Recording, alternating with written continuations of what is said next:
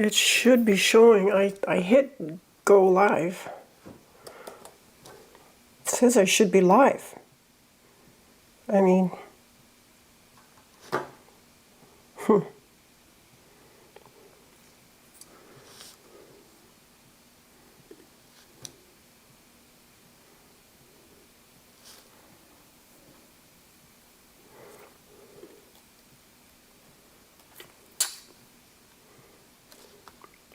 what do you think, Bax?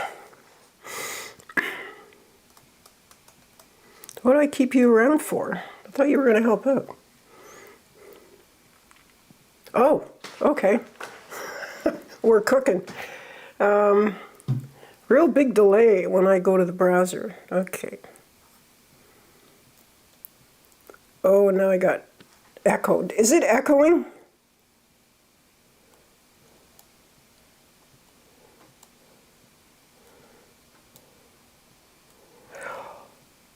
Oh, I know what's going on here. No, it shouldn't be. I'm hearing it from both the camera and the computer. I think what's going on. Yeah, Jason, I am. I'm absolutely going to do that. And it's not echoing. Okay, so I'm going to just take off my ears here.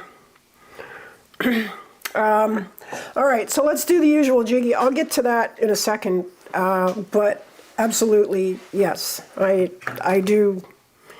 To answer your question, I will be doing, again, the AT, and I'll be doing it with somebody else this time, right? I know, I've got 2 years to talk her into it. Okay, anyway, so let's just go over some of the stuff. How's the volume, guys? Is it okay?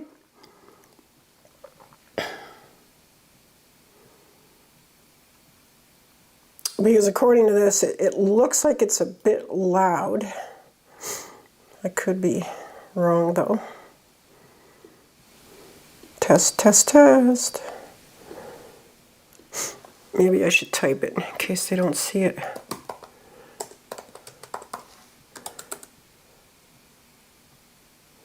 Oh. Yep. I imagine that's the answer to my question about the audio. Okay, so let me just get caught up a little bit and get us back to where we are right now before I can go ahead. Because not everybody has watched the videos or is aware of it. Some people just like the lives, I guess. But at any rate, I came off trail, as you all know, on August 29th. Or sorry, September. Yeah, no, August 29th.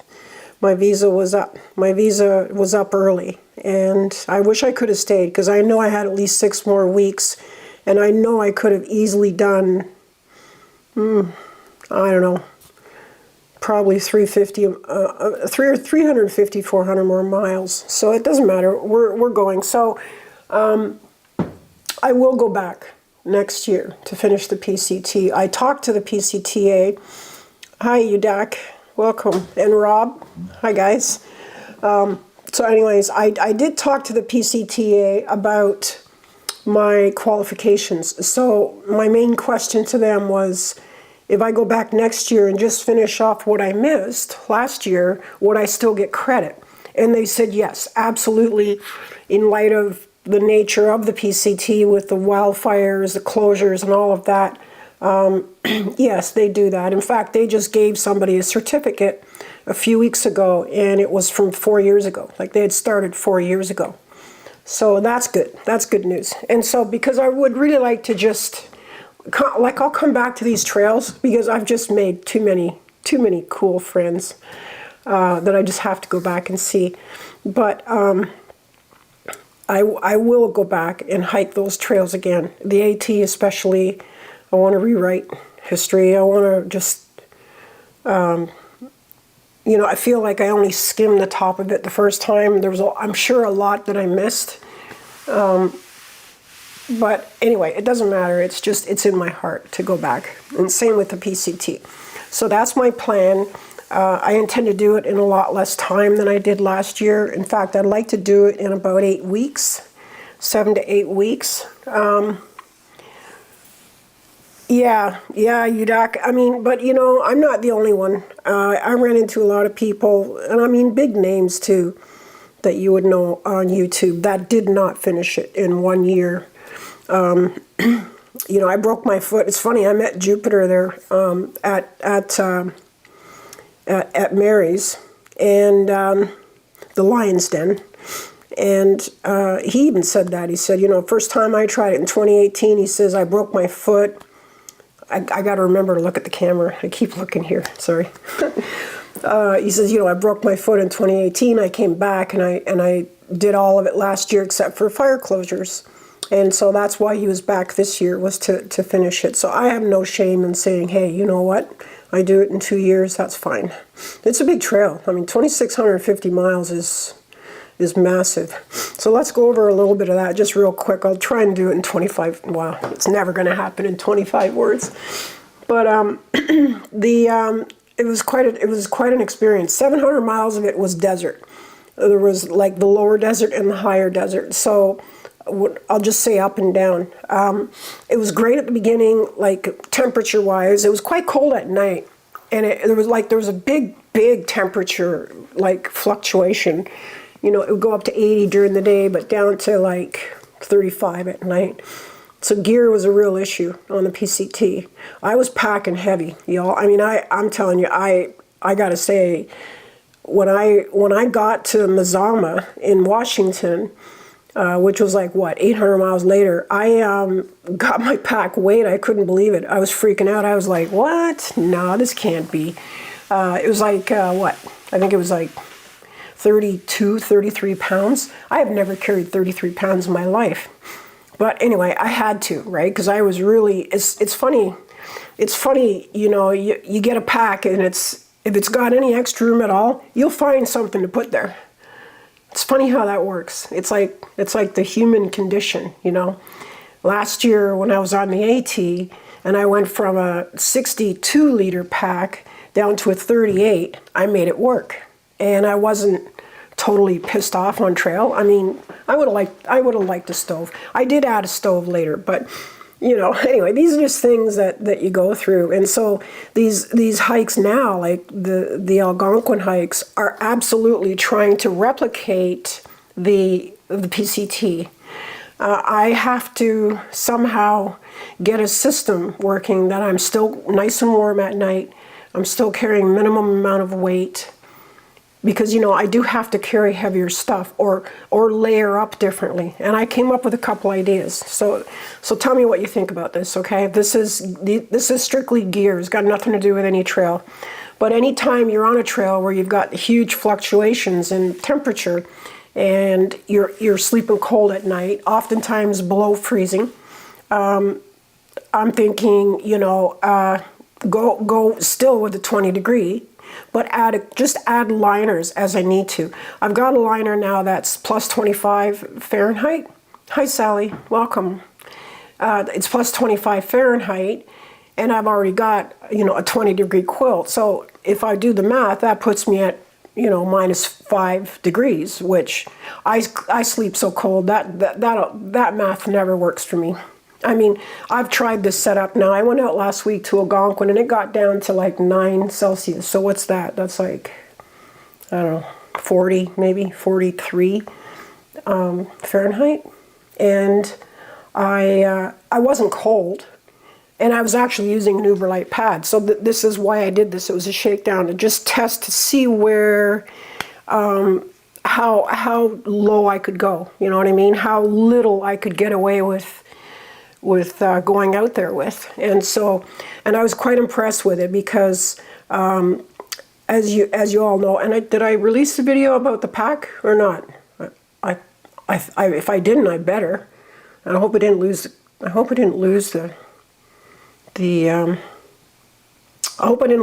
film. Anyway, like the video, or I'll have to do it again. But okay, that's fine. So I have a new pack this year. It's a 35 liter. It's called a Ranger. It's made by Darwin, and it's called Evolve Supply Company. That's his new company. He just started this company, and it's a frameless backpack. It weighs, I think it's 14 ounces stripped, like in other words, with no hip belt. But the hip belt's removable. It's real easy, real small, real light. You can take them off and just throw them in the back of your pack if you don't want them, or leave them at home. Next year on the PCT, I will bring the belt because it adds 5 pounds of carrying capacity. This pack can carry 25 pounds, and it's made of this weird material. Not X-Pack, but close to X-Pack. It's recycled plastic bottles is what it is. Which is just pretty wild. But at any rate, that's my goal for next year, is to go way lighter. Like, I don't want my total to be over 25. That's what I'm saying to you. You will find a way to make it work. And so with that in mind, I'm going out next week. I'm going to try alcohol stoves. They're way lighter. Yeah, they're a pain in the ass. You know, you got to wait like 10 minutes to boil a cup of water, which sucks. And I mean, 10 minutes, that's a half a mile, right, of walking, you know. And so you really got to look at it that way, because you only have so many minutes in a day.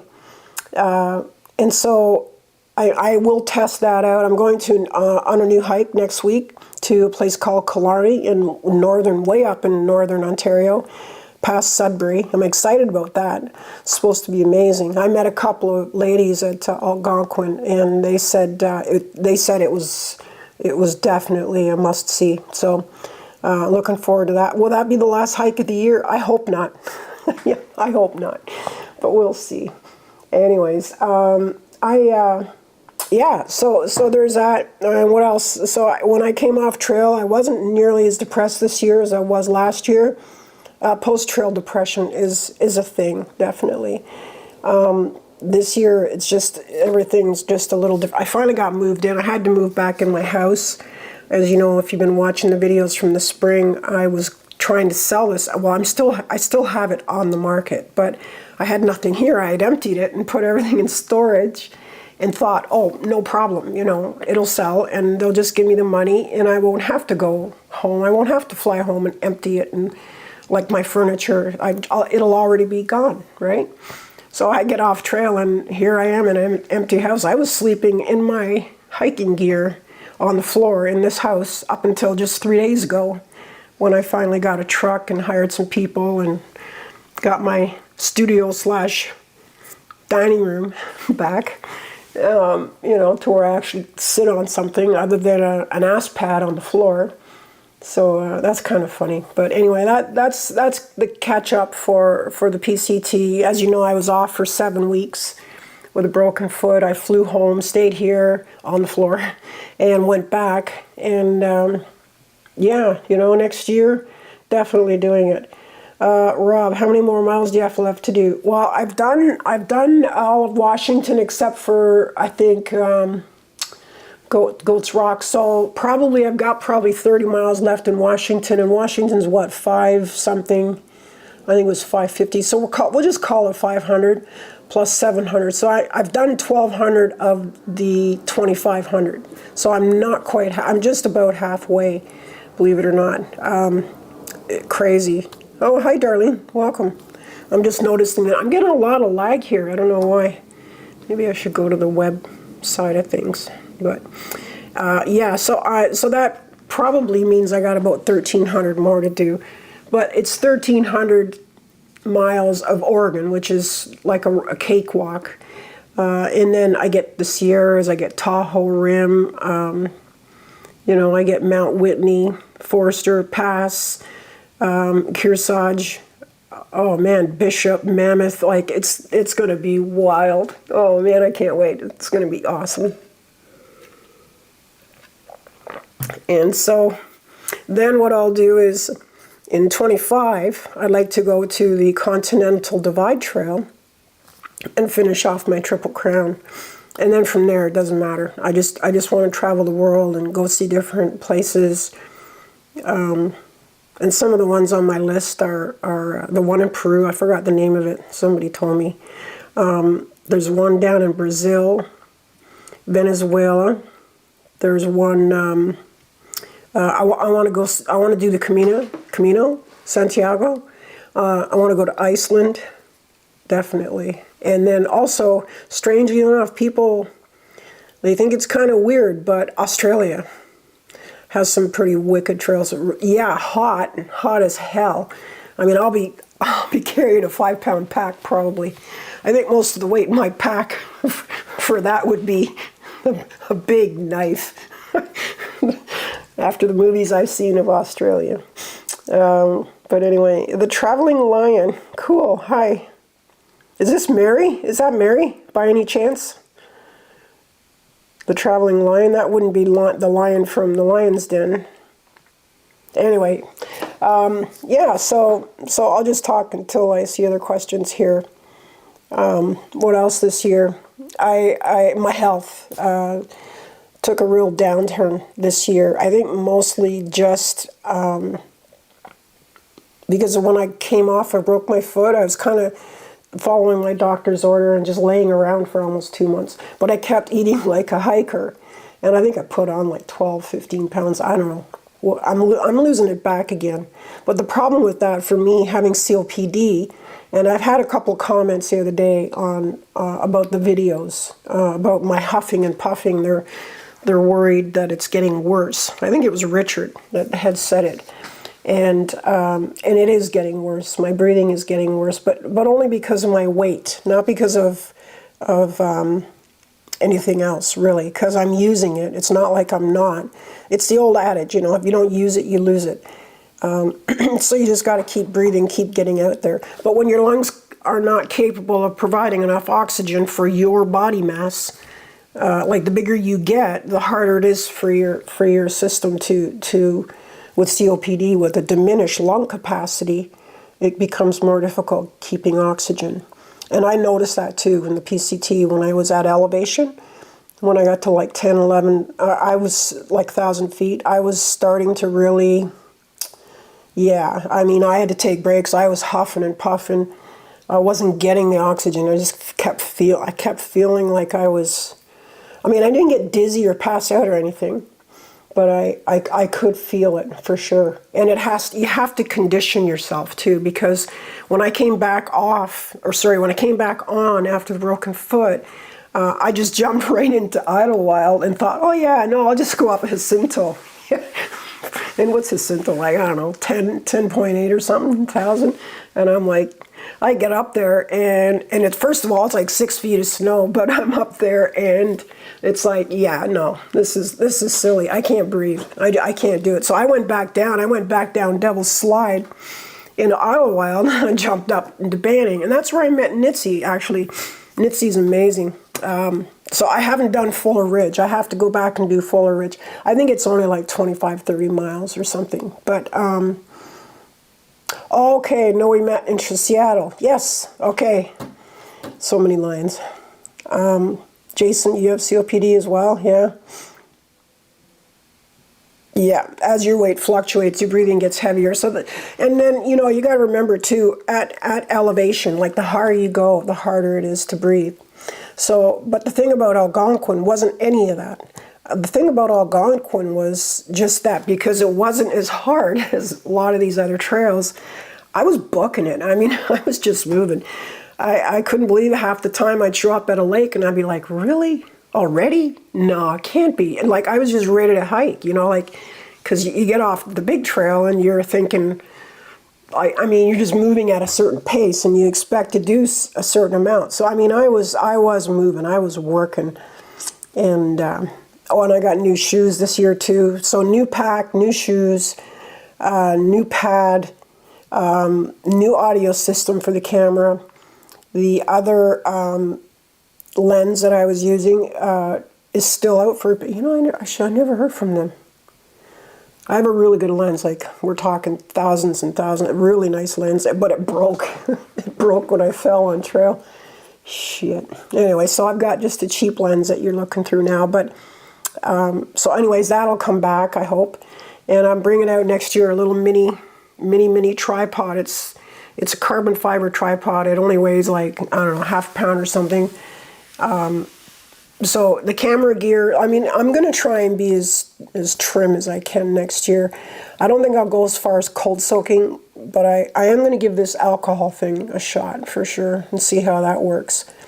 The other thing too, and this is why they call me groceries, is, and I don't know if you saw the couple videos I put out, I'm going to start putting out recipes of dehydrating your own food for the trail. I just think it's something, especially for me with COPD and everything, and having to really watch, like having an autoimmune disease, I really have to watch inflammation. And I'm always going on about food on trail. I am always bitching about food on trail. Actually, a girl that's here, she's in chat right now, Darlene. Darlene was the one who said, okay, groceries. I think it was a couple of years ago now. And that's been my name ever since. But yeah, so this is something I think is important. It's close to me because it saved my life. You know, I mean, in 2009, I was given 5 years, and I'm still here. And so even though I eat like shit on trail, I want to stop that. I want to change that. I want to turn that around a little bit. And so this, I've got a couple dehydrators here and vacuum sealers. I'm pretty, I go overboard sometimes. And I've been just cooking up a storm, working on recipes and doing things. And I'll put out a couple of videos. I just don't feel comfortable doing them, like, you know, okay, put a teaspoon of this. And like, this is so not my thing, right? But I will. I'll try and, you know, kludge through it. But what I do is I seal them all up and I put them in these little bags. And all you got to do is add water, just like you do when you buy a $20 or $15, you know, Mountain House or Backpacker's Pantry. I mean, that gets expensive too, right? So, I mean, I would save money, I would eat better, and I would travel lighter, right? Because the packaging on those meals is crazy. I mean, and some of the food you get on trail, chocolate bars and, you know, whatever, they're heavy. It's all heavy, right? So, yeah. Jason, because I'm not done crossing. You're right. You're right. I've got many more to cross. So, so those are the changes for 24, gear-wise, so far. Oh, new shoes, yeah. So Hoka Stinson 7, that's what I've been using, and I love them. And I really like the fact that I don't have to wear Injinji's liners with them. With the Ultras and with the Solomons, I would wear a really thin toe sock, what's called an Injinji sock, and then I would layer a merino wool sock on top of it. It's called Darn Tough. Those are the ones I use. And but now I don't even have to do that for some reason with these shoes. I just wear the Darn Tough and leave the Injinjis at home, and I haven't had any issues so far.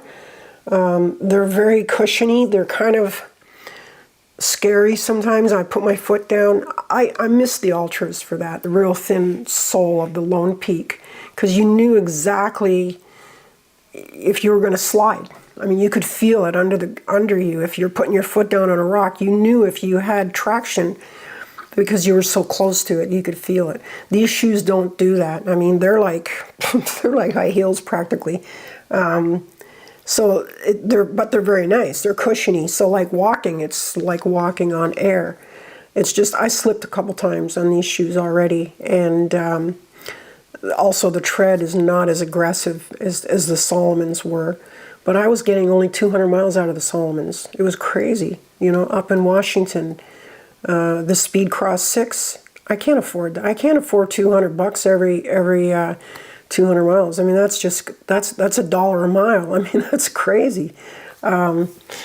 Anyway, yeah, $200 for a pair of shoes, 200 miles. Yeah, so I mean, I'm hoping these will last more. And everybody I talked to that's had Hokas said they get, 500 or 600. And you can tell because they go punky, they go soft, like you just kind of goes right down into the ground. And even though the bottom looks fine on them. What else? Definitely sticking with trekking poles. Getting a short pad, a shorter pad, still an air pad. But I'm now going to use the pack for my feet to put up on top of it. Since it's a frameless, it won't be hard. It'll be nice and soft. Yeah, and just try to keep it ultralight. You know, I might go with the alcohol stove, but I haven't tested it yet, so I'm not going to really say anything about that just yet. I don't want a cold soak, just because it gets cold. If it's really hot, if it's in 80 or 100 degrees, there's no way I want to eat. When I'm in 100 degrees in the desert or something, there's no way I'm eating a hot meal. Just have no stomach for it. So there, yeah, for sure, cold soak all day long. But when I got into Washington, I really appreciated having a nice hot coffee, you know. So it's definitely going to be a stove. I'm just not sure which one. And, question. Cool. Always wondered if your COPD oxygen numbers improved after AT and PCT. Yes. Yes, they did and it didn't. Okay, so let me just explain that for a second. When I got off the AT, I had lost a lot of weight. I was down at like 140 or something. For me, it was very low, very low. And although my lungs were working great, I was booking, hell, we did the 100-mile wilderness in like 4 days. But I wasn't healthy. It was not healthy for me. And so, and I'm the opposite. I'm probably like 170, 168 right now. Anyway, about $1.50, 155 is nice for me at my height. So after I came off the AT, as far as the COPD, yes, it was miles better. And a lot of it was conditioning too. Whether you even have COPD or not, I mean, these 25-year-olds that I was hiking with were not coming out of the gate doing anything more than 8 or 10. And it wasn't because their legs were tired. I mean, that was a part of it because their legs were tired, but they weren't breathing. They weren't, getting the oxygen. They were tired. And we all do that. We build up, and we build up. Like in every part of our body builds up. We lose weight, as the weeks go on, our legs get more conditioned, our feet are getting tougher. And we're just getting stronger, like that just happens. This year, though, however, I was doing great right up until I broke my foot and got off. I was doing fine. I was right at my perfect weight, maybe 5 pounds over, but I was breathing okay. And then I broke my foot, and I was still fine. I walked on it for like another 100 miles. We won't even go into that, but I don't know. It's when I went back. I went back in June. I think June the 2nd. Yeah, I think I left May 19th. No, May the 9th. I think I got off trail. Yeah, and I went back not June the 2nd. Maybe it was July, because it was almost 2 months. I don't know. I'd have to look it up. Or maybe it was April I went off. I'd have to look it up because I've got it all written down. But at any rate, when I went back, it was pretty rough. It was, like I said, I tried to go up Jacinto because I wanted to finish. I wanted to finish that section because I had taken off from Idlewild. Idlewild was in 10 feet of snow. There was no way anybody was hiking. Like, everybody left from Idlewild when that was going on. Half of them that were American citizens jumped over to the Arizona Trail and then came back later. And the other half of us just found shuttles to go north. And I went up to Acton. And then I started heading north from Acton. And so I still wanted to do Fuller Ridge, right? There was a section there, I guess it's 30 miles I got to do there. And I hear Fuller Ridge is just amazing, like gorgeous, So I do want to see that. And I do want to summit Jacinto. I do. I want to summit all of it, like the John Muir Trail. Whew. Damn. Oh, and I might have somebody hiking with me next year. But we'll see. I still got to talk them into it. It's a big commitment, Like, through hiking's not like weekend or week-long hikes, and that's the thing that's hardest to kind of get across to people when you're trying to describe what it does to you. They say habits form in 28 days. I believe that. I really do. Try doing it for 6 months. It becomes a way of life. It's all you know now. It's like when I came off the PCT, I was, you know, I was disappointed the house didn't sell. I was hoping to just jump in an RV and continue on. But now I see that's not happening because the housing market just, I don't know what happened. The bottom dropped out. Something happened. So I got to stay here a while. And that's fine. I'm not, you know, but I'd love to be in an RV and just go. But I'm still going to go hike. I'm going to have to fly there instead of drive there. That's all. You know. So, and so I'll get a couple of roommates, and then that way they can get the mail and stuff like that for me when I'm gone. And yeah. But I will be doing a lot of trails. I got the bug now. I'm not happy unless I'm through hiking. I mean, I loved Algonquin last week. I really had fun, even in the rainstorms. Oh yeah, and I'm going to take the Lanchan out too next week. I don't know if you guys saw the video I put out on that Lanchan.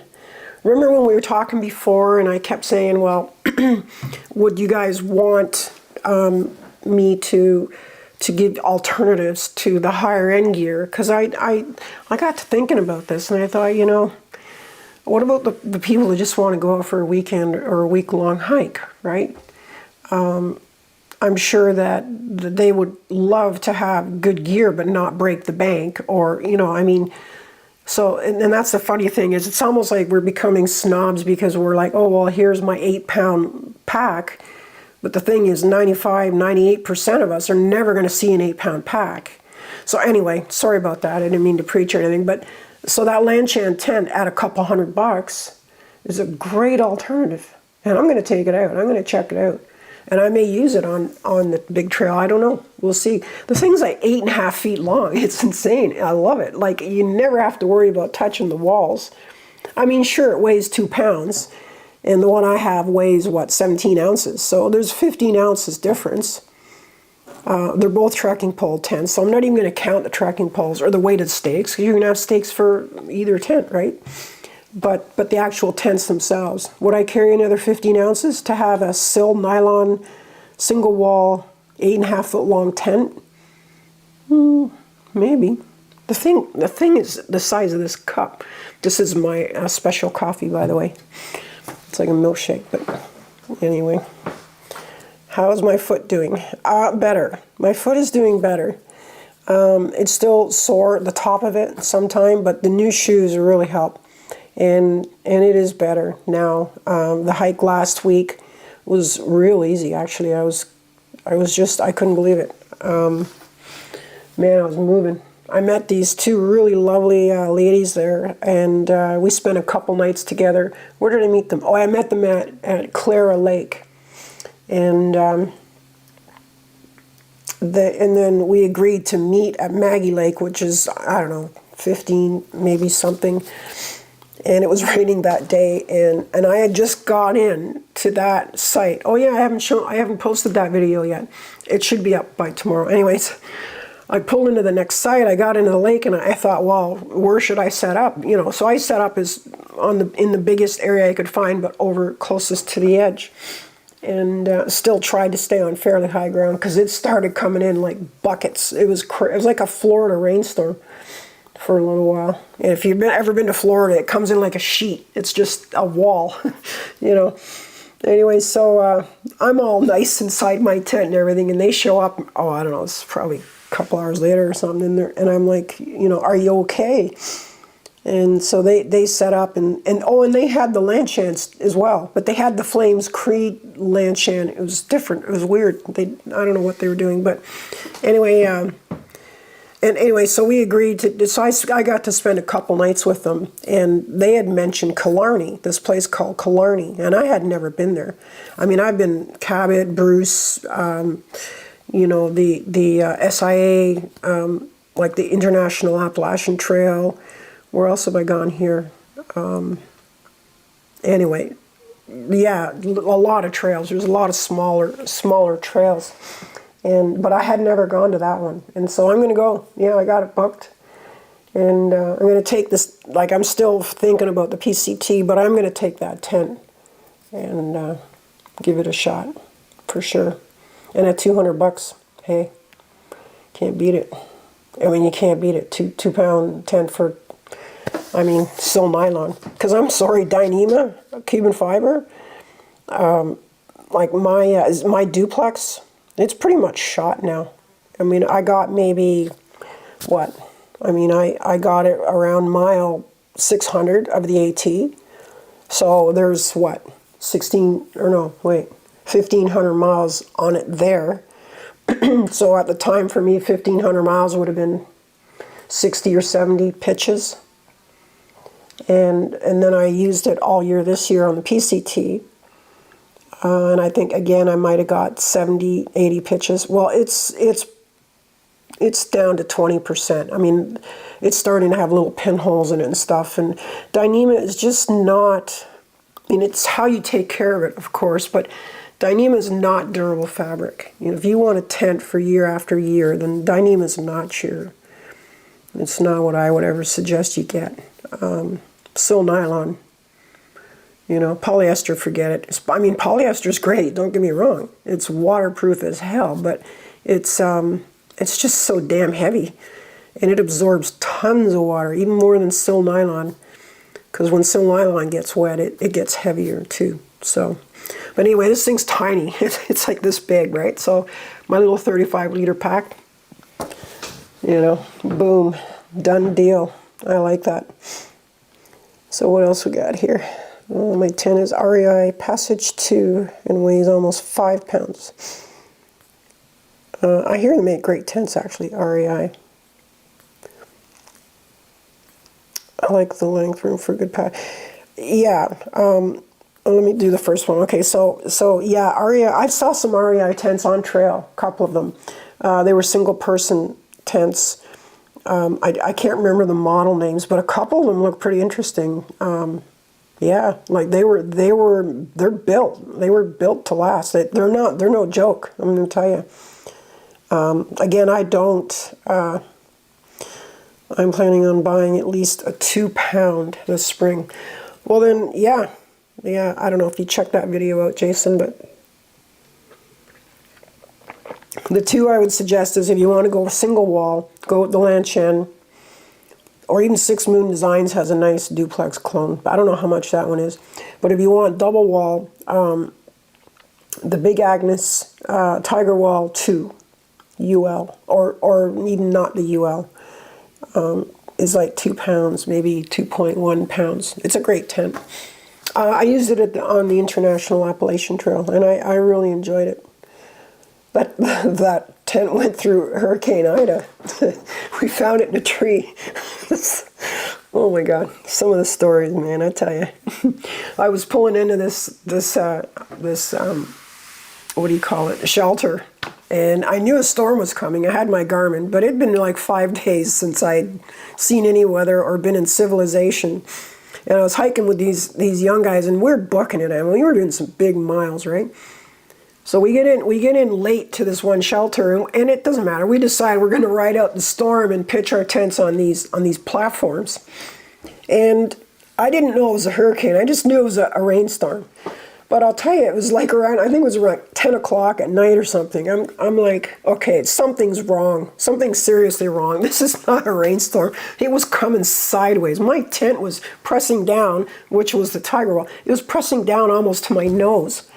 And I look outside and I noticed that Claire had run, Claire and Tebow were a couple that I was hiking, and she had run to the shelter and was inside, and I could see she had a light on. So I thought, you know what, I'm just going to grab all the stuff I want to keep dry and bail in the shelter. So we all ended up in the shelter. And the shelter, the wind was so harsh, the shelter tipped over a little bit. It was funny. But I got up in the next morning and I look at the platform and my tent's gone. And I'm like, what the hell? And I'm like, guys, you don't happen to see a tent anywhere, do you? Well, it was down. It was up in a tree. I had to climb the tree to get it. It was crazy. I still have that tent. Well, I got to town and I found out it was Hurricane Ida. We bailed. We got off as soon as the wind subsided a bit. We bushwhacked like, I don't know, a few clicks and got off trail. And I think I double zeroed after that. I just had to I was chilled to the bone. That's a nice trail. The IAT. that goes right north. So when you finish at Mount Baxter, hi buddy, which is also known as Mount Katahdin, you just keep going down Dagger's Edge, and it takes you right into New Brunswick, Canada. Masochist did it. Masochist Hikes. I don't know if you guys know about his channel. He did it, and I think he is actually Canadian, if I'm not. Anyway, I don't know. It doesn't matter. So he went through and did all of that. I don't think he went into Quebec though. He might have. If he did, I didn't see the videos, but I know I did the Quebec, and oh my God, it was gorgeous. Just wow. And the thing that was really nice about it was you could be super ultralight because you just went from shelter to shelter, right? I mean, I brought a tent, and I did choose to use it when it was really hot. But, you know, you could literally do it sheltered. And anyway, if it's cold, even they have like 8-inch mattresses, bunk beds, your own section, wood stoves. I mean, it's really comfortable on the IAT. And you get up to Mount Logan and some of these bigger mountains, and you see all the caribou and the elk and the like moose and whatever. Oh, it's just, wow. Wow. I saw a mountain lion or a bobcat or something. I don't know what it was, but it was a baby. It was clinging to the tree, and it blended in so well at first I didn't even see it. And I think it's on the videos, but I'm like, hey, little one, you know, so cute, little kitten. You know, I thought, oh, I just love to cuddle with this kitten, but no, hey. And then it hit me. It's like, uh-oh, wait, hang on. Where there's a baby, there's a mama. And so I'm like, okay, I gotta go. Nice talking to you. Vagabond Adventures. Hi, groceries. We met at PCT days. How do you like the Evolve pack? Yeah, I love it. Is this Vagabond? I'm trying to remember which one. I met so many people that weekend. I love it. Yeah, it's my new pack. I'm going to try and take it whenever I can.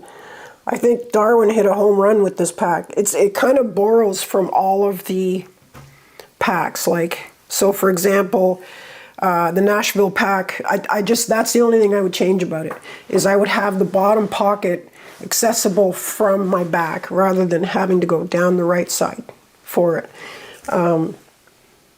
But I love the pack. I love the material of it. I love the strapping system. I love that it includes a bear canister strap already. It has a hideaway, a little ice axe loop. And I love that front pocket. The mesh on it is just perfect. I like stretchy mesh. I'm just one of those people. I mean, I bought that Arc Haul and it had that static kind of mesh that didn't stretch. It just kind of had holes in it. Same with the HNG. And I'm not a big person on that. I mean, I never use my HNG. I should do a review on it, but anyway, it doesn't matter. I don't use it. So, I love the Ranger. Yeah, Caterpillar. I know, right? It's a great pack, you know, and I don't know why I didn't upload the video yet of the review that I did of that pack before I had gone to Algonquin. But if you've seen any of my Algonquin hikes, I am carrying that pack, that Ranger pack. It's a 35-liter pack. It's tiny. You pick it up with one hand. It's great. I love this pack, man. It's awesome. Yeah, it's my new go-to pack for sure. I'm going to put the belts on them, Caterpillar. I think for the PCT, for those water carries and food carries and stuff, and warmer gear. Because if you put the belts on them, you get an extra 5 pounds of carrying capacity. The Ranger will carry 25 pounds if you have the belts. Otherwise, it's 20. So we'll see. Just depends what trail you're doing. But for the PCT, I'll put the belts on with pockets. I got pockets on. I'm going out to Killarney with that next week. So I'm going to take the pocket off here, right? Sorry, buddy, you're going to the back seat next week. Because he sat right in that little pocket. And And then so I'll just put all that stuff I had here down in that pocket, take that pocket off, and go back to having a water bottle, because this pack carries high. The Ranger, because it's frameless, it carries a little higher. So when you go to, I can't really very easily reach back and get my water bottle without having to take the pack off or loosening it, dropping it down. So I think I'm going to go back to having a little water carrier, water bottle holder on my strap. And that'll free up some space in my pack too, actually, still. So, I mean, it's all good. It all works out. Only wish there were pockets on the belt. Well, Caterpillar, you can put pockets on. I just took my old, I had a couple of old Z-Packs pockets sitting in one of my little tubs. You know, I have a bunch of tubs and stuff with stuff in it. And I just took them off an old pack and put them on the Ranger, and they worked fine. And they're Dyneema belts, or sorry, belt pockets. And because of the daisy chaining, they went on just fine. So yeah, definitely. But yeah, the PCT, what an animal it was. What you got everything on the PCT. I met so many great people on the PCT, trail angels, you know, and right from the very beginning, the first day, before I'm even on trail, I met a guy named Ghost, and he's phenomenal. I mean, I couldn't believe it. I couldn't believe it. Had such a good time with him. And then I went up a little further, and I kind of went out of his area.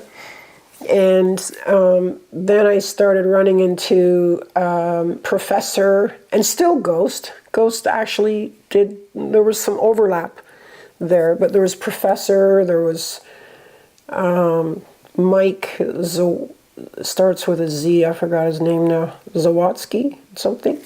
He was quite nice. Got some rides from him and stuff like that. And then as I got north more, there was Nitsi. She has a great little hostel. She just started it, and she gets a lot of hikers in there, and it's top shelf. She's amazing. I can't say enough about her. We're still friends. We talk. We keep in touch. Yeah, and then going north of there, it was a pretty dry spell for a while, and then I ran into Mike Puffer, up in Tehachapi. Another amazing guy, and I want to go see him. Like, you know, we talk regularly. Love him to death. I can't say enough about him. I hope I'm not missing anybody. I'm kind of working it through my mind, and I'm hoping I don't miss anybody. But, and then going north after that, it would have been there was Stagecoach. I stayed at Stagecoach and Julian. I stayed at Hiker. What's that one? There was a hiker hostel on the highway. Where was that? I'm trying to think now. Hiker Town. Where was Hiker Town? Anyway, Hiker Town was like an old western town, and it had a saloon, and it had a like everything, right? A livery stable, a sheriff, all this stuff, right? The mayor. And each one of them had beds in them, like their little buildings, and they're part of this old western town. It was pretty cool. And right leaving that place, I did 24 miles that day, and it was like 100 gazillion degrees that day too. And I was stupid. I went through the sun. Everybody does that night hike, you know, over the aqueduct, the California aqueduct, and I was so stupid. I did it in the daytime, and I cooked. I mean, I had my umbrella going. Oh man, I tell you, it was pretty rough. But it took me a couple days to get to the next town. I think I did 24, and I did 16, and I don't know. I can't remember. Caterpillar. I stayed with Puffer. AK Splits. Are you calling them Splits now? Yeah. Yeah, oh yeah, amazing. Yeah, anyways, how much does all your video equipment weigh? That's a good question. I should sit down and weigh it all. But if I had to guess, I would say 2 pounds for the main camera, about 6 ounces for the other camera, the little one, And then my phone. But then there's my new audio system, which is, I weighed it 5.5 ounces, which is also built-in battery. It's wireless because I just seem to be having trouble. Everybody has been telling me over the years, like about the audio. And I hope the audio is fine tonight because I'm using this, And it almost seems from the levels that I'm looking at like it's too high, like I'm clipping or something. I don't know. But anyway, to answer your question, and then I'm bringing that little mini tripod too, instead of the heavy steel, all steel one that I had last year. I would guess 4 to 5 pounds in total camera gear if I had to make, and that's extra batteries and stuff. Yeah, 4 at least. Yeah, maybe not 5, 4 for sure. 4 pounds. Yeah. It's not so bad with the frameless pack though, because what I do is I have a little clip that clips onto my strap here, and it kind of, I don't know, counterbalances the weight. Does that make sense? I don't know. It's still weight on my shoulder. Because last year I swore off of frameless packs. Absolutely swore off them. I just couldn't, I have pins in my shoulder from an accident. But I don't know, man, I'm telling you, this Ranger just carries so nice. It carries higher. I guess the problem is anytime I've had a frameless pack, I've always wanted to carry it lower like I always did with the frame packs. And I think the secret is not to do that. Is to actually keep the weight up higher on your back, or like the pack itself, just keep the pack up higher. It just seems to carry so much lighter. This Ranger carries really nice, really nice. So that'll be the one I'm using for sure. Yes, the Evolve Supply Company pack is called the Ranger. There's a new one coming out, I heard, in the spring. Darwin was saying he's working on another one. But I think it's going to be smaller. This pack's kind of like a do-it-all pack.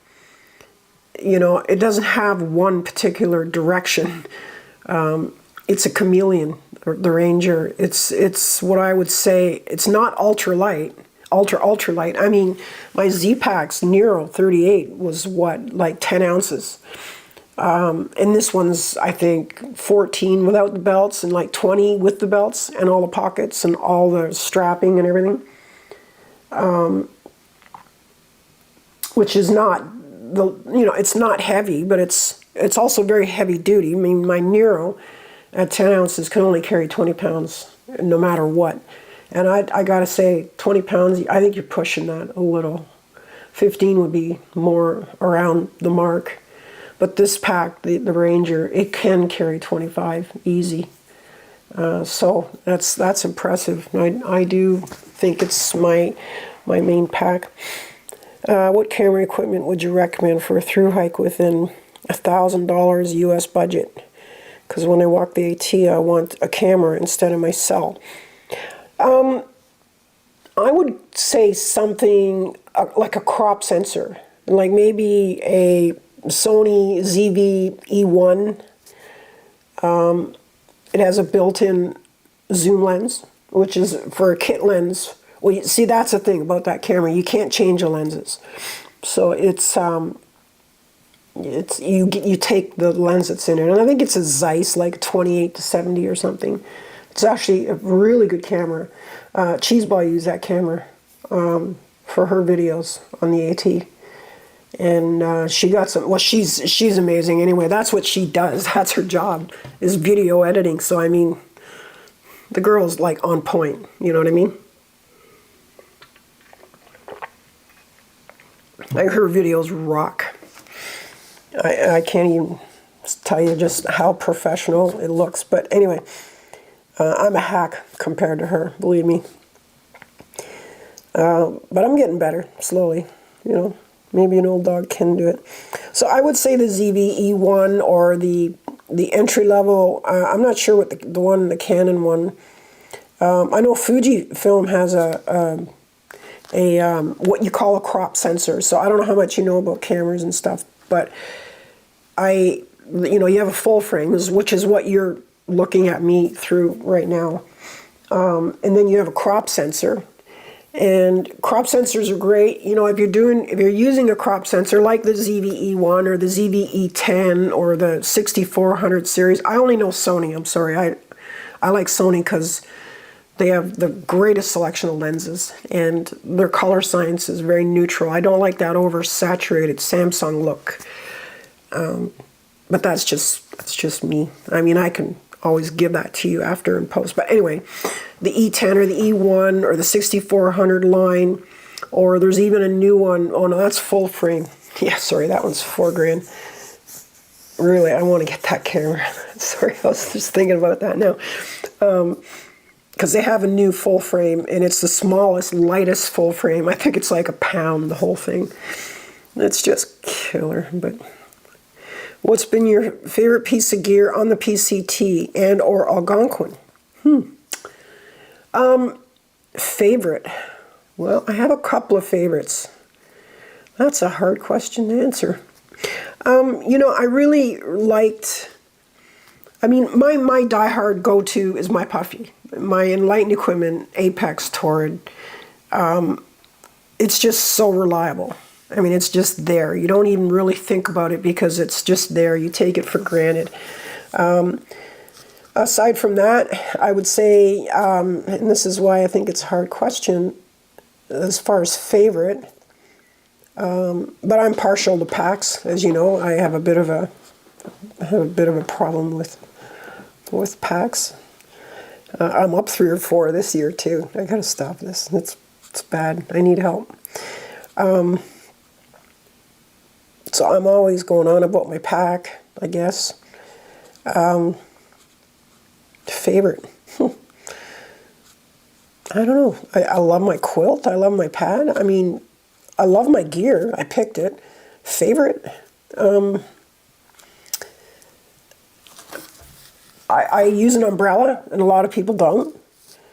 I take a lot of flack for that, actually. But I swear by them. I love my umbrella. It does so much. I use it in the sun. I use it in the rain. I lay it down and squat behind it to go pee if I'm in the desert and there's no trees to hide behind. I've even used it in my tent. My tent is so sheer and so open, like you can just see through it. It's translucent.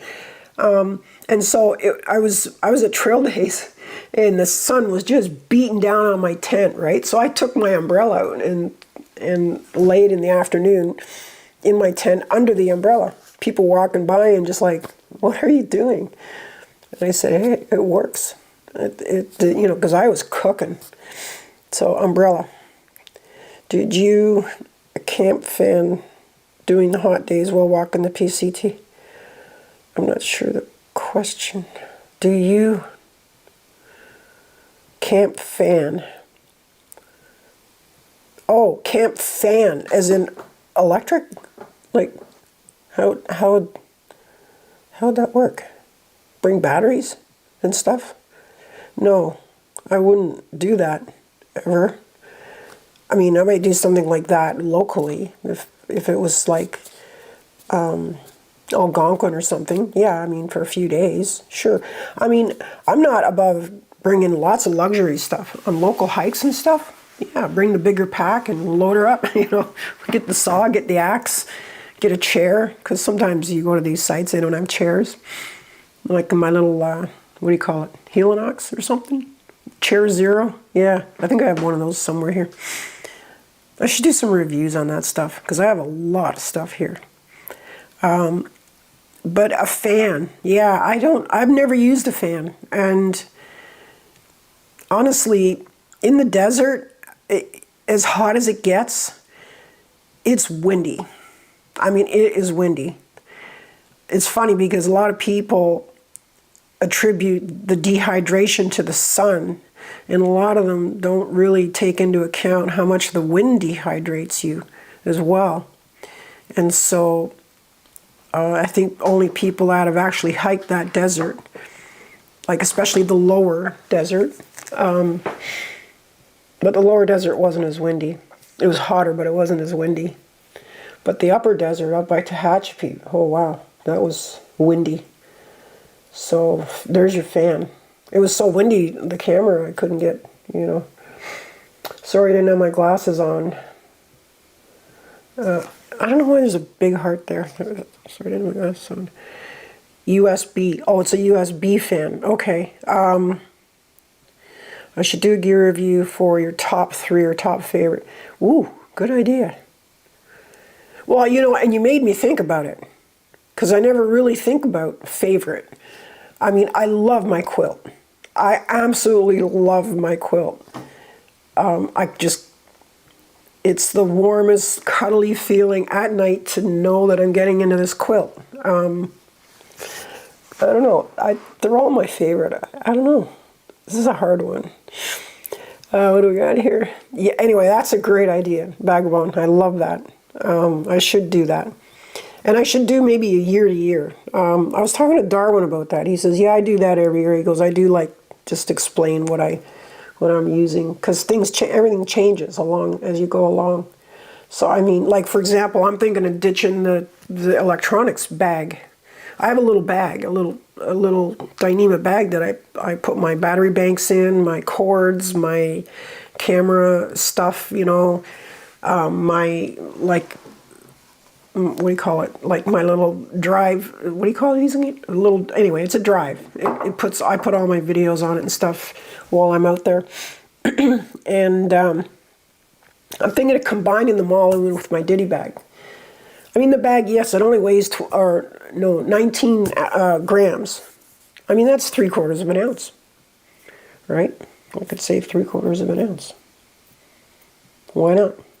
You know, even the little containers, I have a Nalgene little container that we used last year for sunscreen. And I only had to fill it once, too. That was the really funny part about it. I didn't realize that you use that little. Because when I first went out on trail, I had this massive 8-ounce tube of sunscreen, and I realized this is ridiculous. Well, and lately, just last week, I went to the local, believe it or not, the pharmacy, and they had a little travel kit, a little plastic travel kit with bottles. And one was like 1 ounce, but the weight of it, I put it on the scale, I think it was like 4 grams, and I'm thinking, hell yeah, let's do that. I weighed the Nalgene, and it was 9 grams.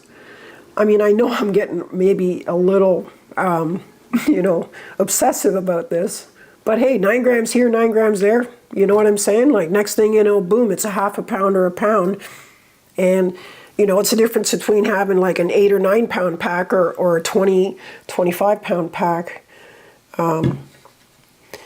Yeah, good to be back. I know it's been a hot minute, hasn't it, since we've done a live one. Yeah. All the old familiar names. Would I be willing in my food videos share some cold soak recipes? Yeah, sure. You know, absolutely. And you know, it's funny.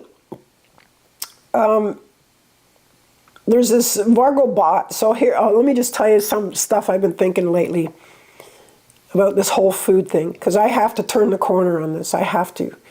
I can't take it anymore. Trail food, it's killing me.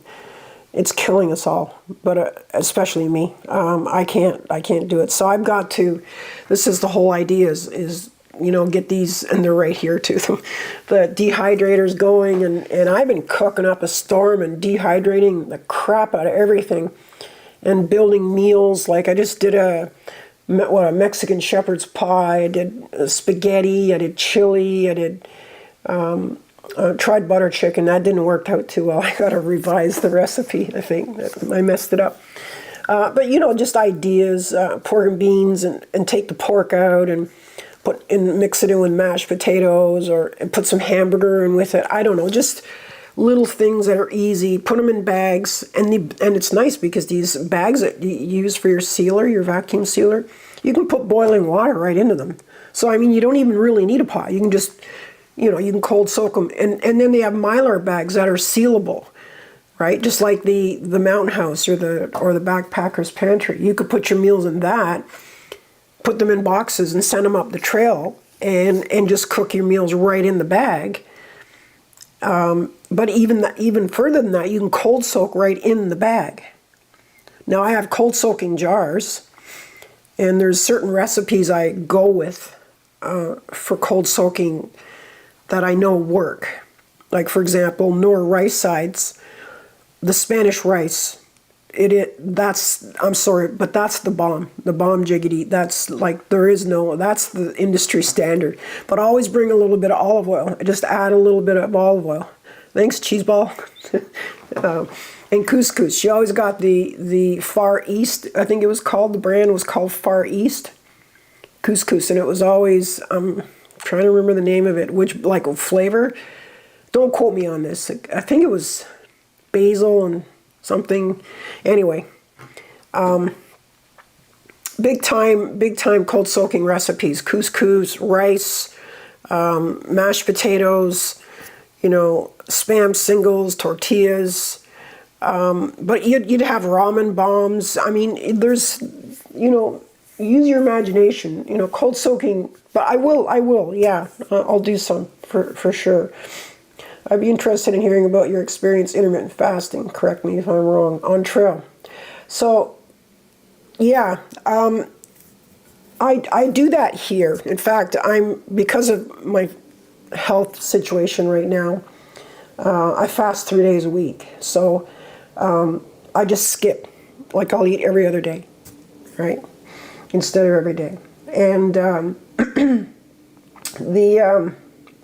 and that's not just to lose weight, but just to get back into, combining that with getting back to fat-adapted food, like staying away from the carbs. Yeah, you're right. And so trying to cut that out, and by making my own food, I can control that. I know what's in this food, right? So if I can put together, I'm gaining about a week every week. Does that make sense? So like I'm cooking my own food, but I'm doubling everything up and dehydrating it and putting meals together. I got to get another freezer. It's packed. But I want to start putting it in boxes and getting it ready, because I've got Yogi's guide, PCT guide, on where the best resupply points are, where you can mail your boxes to. I'll have them all ready to go. Then just before I hit the trail, boom, I'll send them all out. And then I save money because I go into town and I'm not spending nearly as much. And I don't drink. I haven't drank since trail days because of my health. I just trying to cover all the bases. Yes, baby backs. Hey CJ, how are you? Ever thought about trying the Vargo? Yes, so I was trying to segue into that about food, because a Vargo bot, although it's very heavy, this is my only thing about it, and I don't know if I can unscrew them, because what happens is sometimes the food goes from cold to hot, and the seal on it makes it impossible to get, like you've got to be, it's crazy sometimes how long people have to wait to be able to get the lid off them after they've put them on. But they're great for cold soaking, and you can cook in them. So you could actually start at noon, start cold soaking something, and then all you'd have to do at dinner time is just basically heat it up, because it would already be soaked, right? And you could use macaroni for that, rice, side dishes, and throw some protein, like a tuna or chicken, or, they have these packets, and just mix them together. Cold soaking's fun. Believe me, when it's 100 degrees out there, I do not want a hot meal. I'm sorry. And that was my fasting on trail.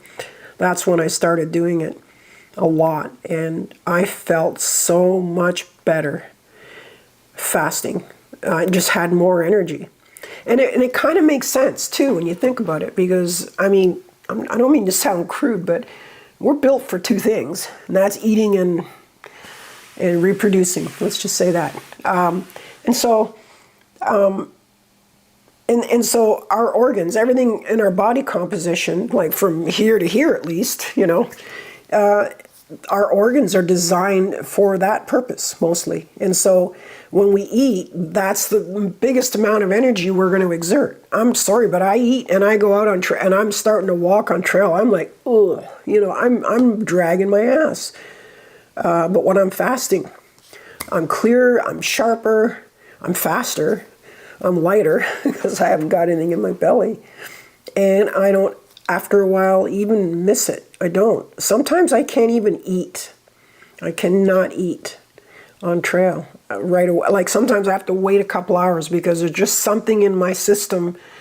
There's no ghrelin. There's no hunger hormone. Like I just can't. I would look at food and puke sometimes, some days.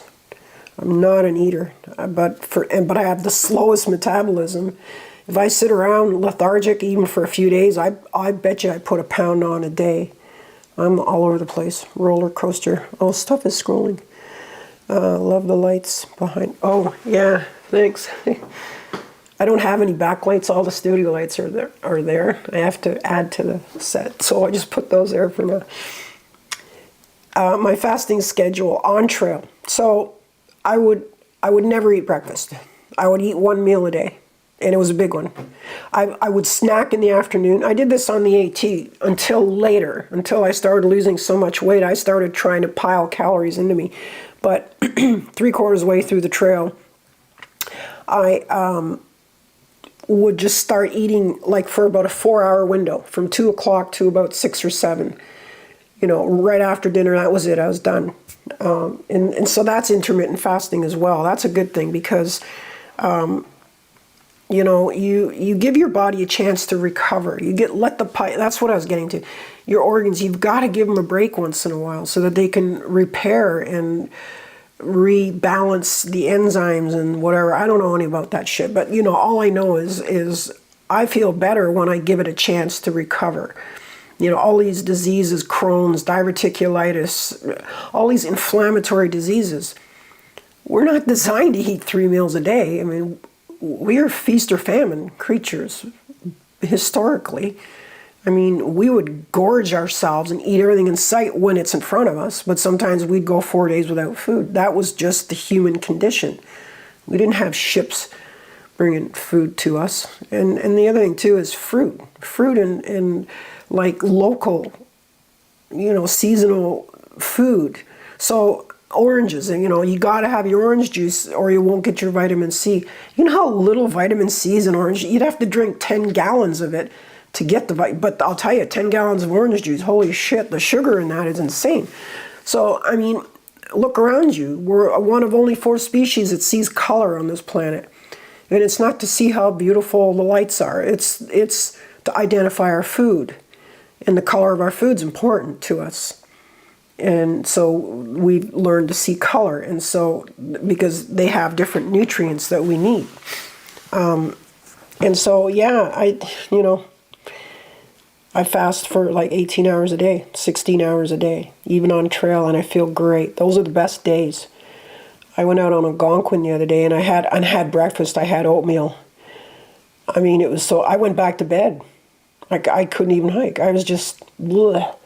Like I was, it took me like an hour and a half, 2 hours to get back up again and then go hike. Nah, I won't be doing that again. What was your fasting schedule? Okay, so I kind of described that to you. But for that 6 or 8 hours that I do eat, I ate like a pig. I mean, I ate a lot, I mean, because we were doing, especially near the end, we were doing 25, 23. I mean, I would say 20 was our average. Around 19 or 20 was just an easy medium day. Sometimes we'd narrow into a town and do 11, but I mean, that was just because we wanted to get there early so we could go do what? Eat.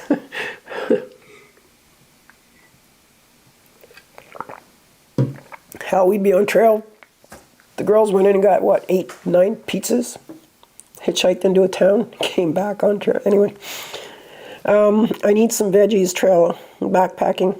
So I go to Bulk Barn. So we're getting back to this dehydrating stuff. I'm lazy, right? And I got a lot to do, a lot to make and get prepared. So Bulk Barn has a few things I really like. And one of them is dehydrated veggies, and they have different configurations. Like, so I just got a big bag. It's like this big, and I think it weighed like, I don't know, pound and a half, because dehydrated, they're so much lighter. And I think I paid like $4 for it. I mean, I could not buy the veggies and dehydrate them and have that much for $4, and the electricity and the time, you know, all that. So I just go to Bulk Barn and I buy it. Then I buy the Big Daddy mac cheese thing, powder stuff. You know, I threw a couple meals in there, just mac and cheese. And again, I threw veggies in. I threw in dehydrated veggies. So, and we all need veggies on trail, because our electrolytes especially, we don't get those anywhere else except veggies, and a little bit in your water, but mostly in your veggies. So that would be my recommendation. Just go get some dried veggies and put them into your food. Like, even if it's just, you know, just carry a little bag around and just add it to whatever it is you're doing. And I do talk a little bit about that with the first couple videos that I haven't uploaded yet. I have to get busy. Sorry, I've been moving in this house. I've been going crazy. And so, but we're almost done. Anyways, the food, so I would put in just about everything I could some veggies, right? So I did like a chili beef, and then I was going to put like mashed potatoes on top.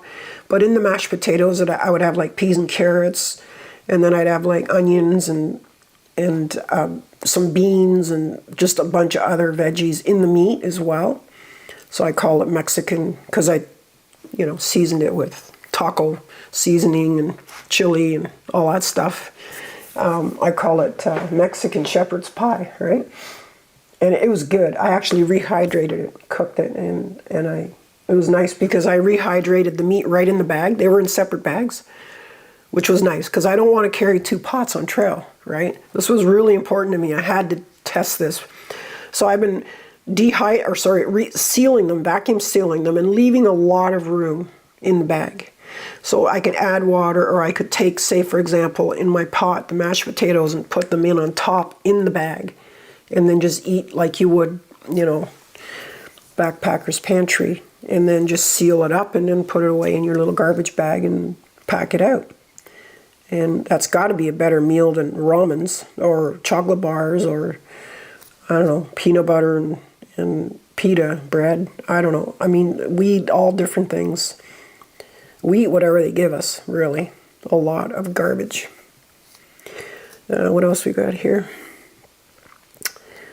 Backs. Oh yeah, we talked about that one already. Yeah, I mean, food, it's just, I mean, it's fine when you go out for a week or something. You know, you bounce back. But when you're out there sometimes 6 months, it takes its toll on your body. After a couple of months, whatever ails you or whatever it is you're not eating or not taking care of. I've seen so many people have so many problems health-wise and injury-wise, and they never seem to consider the possibility that it could be diet-related. I mean, what's got the biggest effect on your body? It's what you put into your body, right? I don't know. Anyway, I couldn't even say the percentage, but I do believe that you are what you eat. You know? So, me, I eat, well, we won't talk about what I eat. Because I do eat some garbage sometimes. I'm not saying you can't eat it. I'm just saying as long as you get the good stuff and you're giving your body all the ammunition it needs to go out there and enjoy yourself and really have fun. You know, I mean, I know when I'm deficient in electrolytes, for example, I will lock up my joints. My hand will go like this, and I'm like, oh, you know, and I'm trying to unlock my finger or my hand, and I know that's electrolytes. My nerves aren't talking to my brain. There's no electricity. There's no pathway for communication there. So yeah, I mean, I'm bringing packets now too, putting into my water. But I'd like to get more veggies into me. Yeah, just don't feel like I should be going on and on and on about it, because that's why they call me groceries. I'm always bitching about it. Did Bax enjoy his time or her time on the PCT? Yeah, Bax went every inch that I went. Yep, we've been together now thousands of miles. Yeah, and you know, I found another one, right? Exactly the same as him in the desert, in the high desert. Yeah, I gave it away. No, he's my guy. He's my guy. He's seen a lot of stuff. Everybody asks me about him. Sometimes I forget to put him in pictures and stuff. Sorry, buddy. He really liked it when I had the little pouch here and I just put him in there, and I'd see people on trail and they're just sort of like, and I'm like, well, you know, it's a little mascot. It's funny. He is cute, isn't he? I know, right? Yeah. I might have to give him a new paint job soon, though. Like, he's kind of, his colors are fading somewhat, but that's okay. I'll still carry him. Yep. He doesn't weigh much. I mean, he probably only weighs like, I don't know, 3 ounces or something like that. So what else do you guys want to talk about? We talked about gear, and we talked about food, and plans. So I'm going to try to get into the lottery, like the ballots, like to put my desired days in and try to get back on trail, like with a proper permit. And especially so that the PCTA recognizes what I've done and where I've gone. So I would like to do that, and I would like to do it in record time. I was demoralized this year. I was not in a good place. I needed to be there. It helped me. But I had a hard time motivating myself on trail. There were days that I zeroed when I didn't need to zero, and then you beat yourself up over it. And I won't do that. I refuse to do that. But it's just, you know, I feel like, I don't know, I came off trail and I felt like a failure. I just felt so demoralized. Like I almost felt like, and it was great because I talked to other people and they're like, no, hey, listen, you know, we did it too. And it's a bear of a trail. I mean, it's a big trail, 2,650 miles. That's not a cakewalk. That takes a little bit of time. I don't care how fast you are. Yeah, sure, there's like a 30-year-old guy who did an FKT this year. I don't know what he said. He did it in 79 days or something. But I got to believe you're not really enjoying the trail if you're doing it in 79 days. He was doing 53 miles a day. I mean, that's just brutal. I don't know if I could do that. That's, wow. I mean, wow. When do you plan to do the AT again? Well, after the Triple Crown, for sure. I'd like to go back. But let me just finish. So this year, 2024, I'd like to go as early as I can, but maybe not March this year again, maybe April this time, since I'm already starting, you know, up north a bit. And then if I could get off trail by June, the end of June, then I would love to jump up and do the GDT, the one in Canada, the Great Divide, all through the Rockies, the Banff and Jasper, Lake Moraine. Oh my God, it's like a piece of heaven. You know, you're up at 14,000 feet. Some of these mountains are massive and snowy. You wouldn't want to go hike there much before, I don't know, June or July. Big redwoods in BC. Wow. Yeah. The AT. Oh, yeah. Let me get back to that. So the AT, so it would be after that. So if I do the CDET next year, that's 25, you know, 2025, 2026, I'd go back to the AT. Yep. Would I do it Nobo? Yeah, probably. Yeah, I liked Nobo. I enjoyed Nobo on the AT. Are any of your AT friends planning on doing the PCT anytime soon? Yeah, I mean, I think so. You know, I know I mean, I talked to Cheeseball and Fox, and I think they want to. I don't know when. We haven't discussed it or anything. I haven't really brought it up. You'd have to ask them. Roadrunner, I don't know. I don't know. You'd have to ask them. But I mean, I'm sure they want to, for sure. I mean, I know that when we were hiking the AT, we talked about how much we'd love to be on the PCT. So yeah, I mean, I imagine they would probably consider it at some time. But I don't know that. I mean, I haven't been told that. So, yeah, the GDT, yeah, it's a whole different animal. It's up and down. We're talking major mountains. But you know, so is the PCT. I gotta say, Northern Washington, the Cascades, and wow, I mean, oh man, just Kendall Catwalk, Hearts Pass, Rainy Pass, just amazing. You could see for 50 miles. Oh man, that was amazing. The goats, remember the goats and the marmots? Deer coming right up to your tent practically. I guess they like the salt. They want to lick your hands and stuff because you have salt from the sweat. And then the desert, it's a whole other thing. That's what I love about the PCT. It gives you everything. Like, you've got all the pine trees and all the traditional, what you're used to seeing, say, like in the north, right? But then you got the desert, and you've got, you know, a whole different bugs, like bugs. Bees, holy crap. I never seen so many bees in my life. Are you sure there's a bee shortage? If there isn't, I'm not aware of it. I mean, I think they all went to California. I think that's what happened. Because, I mean, I saw bees swarming. I saw bees swarm a 10-year-old girl. She was screeching. She was in agony.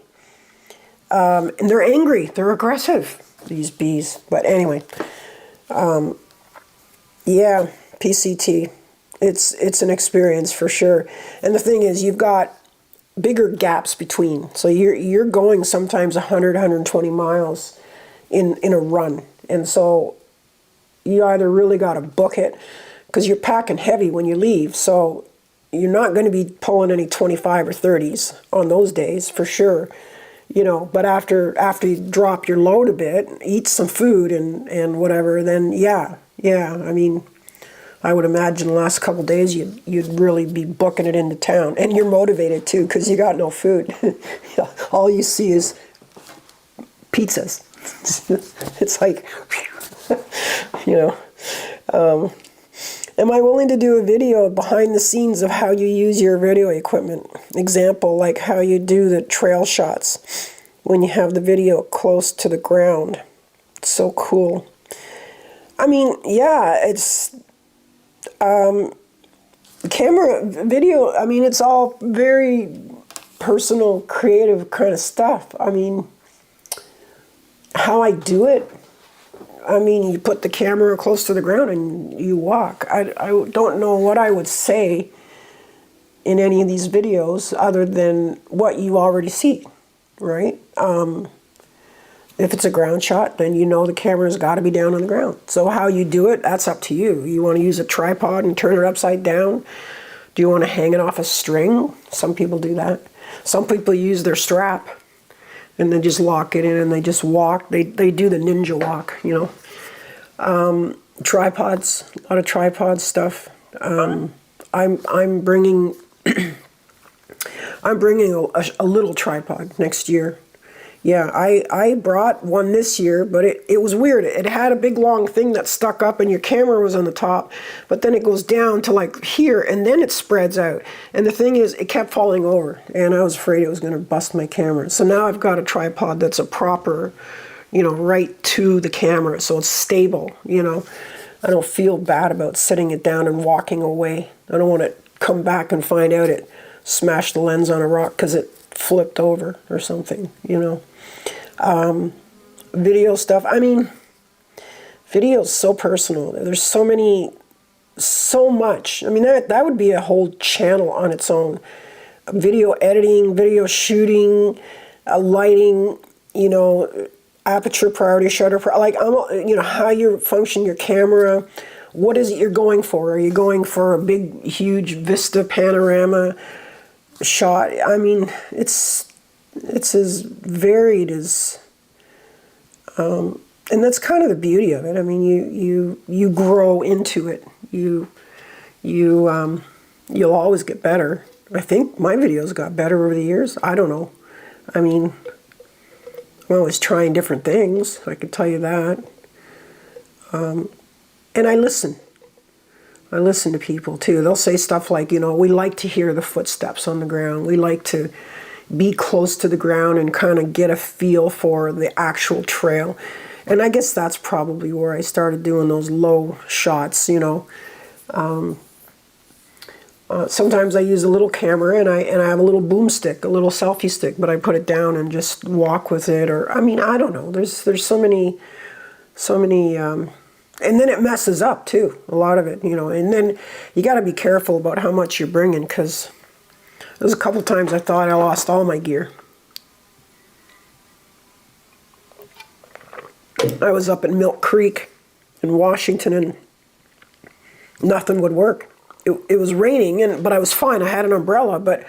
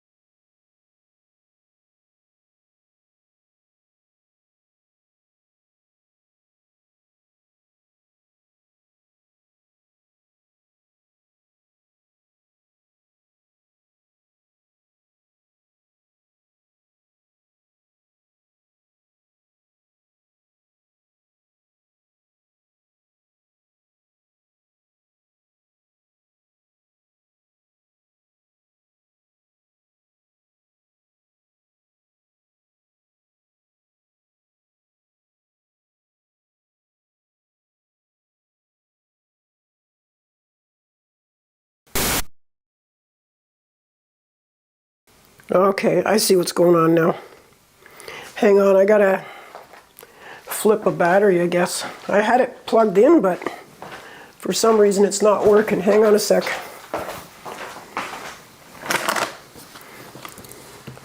That is bizarre. Babe, where's the batteries? Do you know?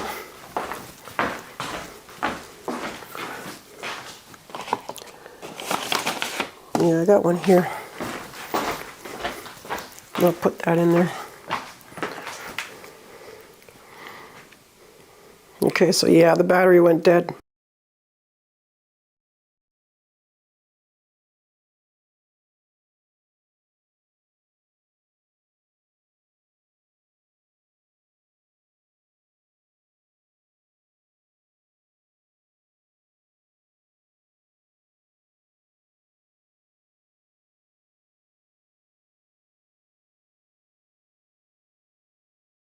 Sorry about that. I think we're back. I don't know. Oh no, it was the battery. Hang on, I'm gonna. Oh, okay, we're good. Or is that just? Oh no, that's just playing back. Oh no.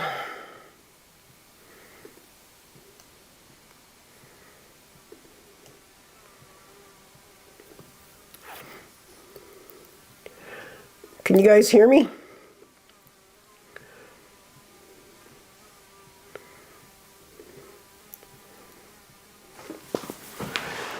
Yeah, I had the camera plugged in, but it's a low, I think it's because it's a low, why is this down on one corner? Oh shit, hang on a sec.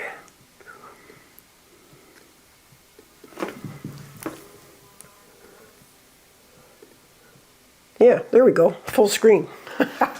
Back in business. Okay, sorry about that. Yeah, and this thing's just like ready to blow up. And I had it plugged in to the wall. I don't get that. All right, anyways, where were we? Ah, look at this. Big delay. Big delay. I'll go back to this one. I like this one better. It's live. Yes, and see you. Hi, CJ. Welcome back. What were we talking about? I forgot. I got sidetracked here. I'm sure it was about the PCT. Yeah, I thought I lost the camera gear. So, because, you know, I had a really good weather-sealed lens and camera, but it didn't matter. And there's nothing worse than, like, crapping out a few $1,000s worth of gear. This fly, there's a fly here, he's driving me crazy. Anyways, yeah, I got into camp and I hadn't used the camera. I had the umbrella, it was raining, but all of the side brush was rubbing the camera, and the camera was just sitting on my strap, and I wasn't even thinking about it, right? I got into camp and I went to turn the camera on to do my little jiggy, and it wouldn't even turn on. It was crazy. I was like, oh wow, what the hell? So I was flipping out. I was, you know, I checked the sensor, and nothing. Well, I left it there overnight, obviously. I mean, what was I going to do, right? And I got up in the morning and it just magically started working. Now, the lens was all foggy and stuff, so I didn't film with it that day. But yeah, you run that risk. You go out and you spend that kind of money and you're out there. You just have to suck it up. When I fell and busted the lens, and it's still in the repair shop.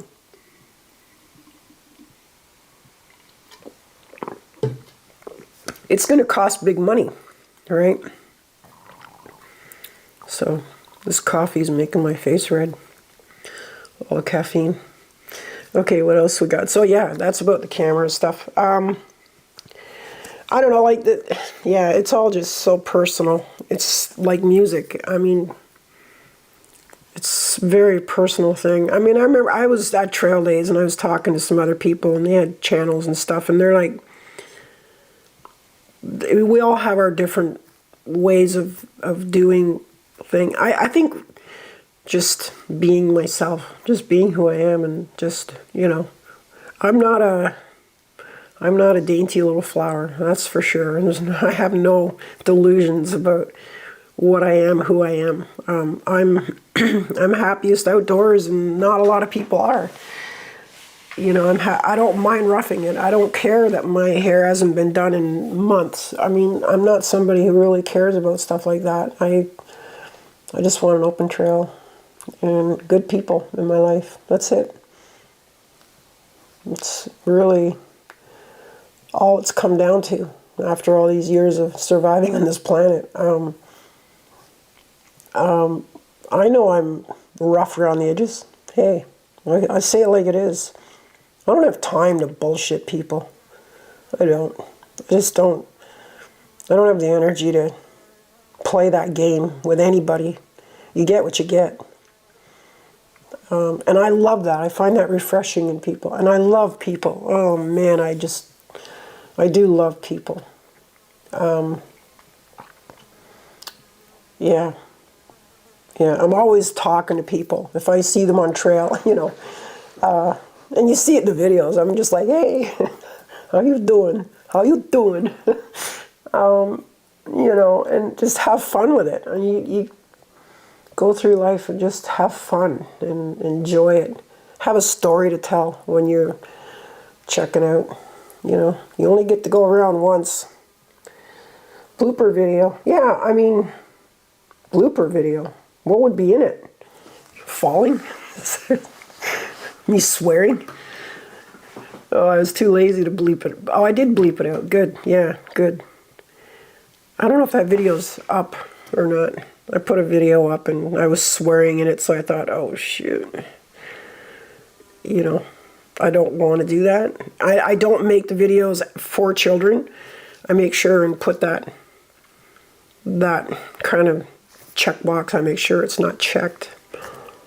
You know, I don't want to offend anybody, but at the same time, I want to keep it real.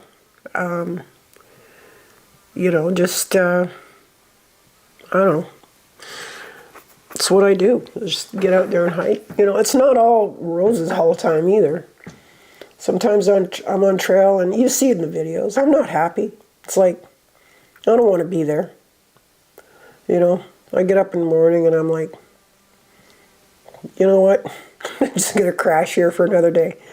And that's fine too, right? Like there's no, you shouldn't ever feel like you have to hold yourself to somebody else's standard. That's not what life is. That's, in my opinion, that's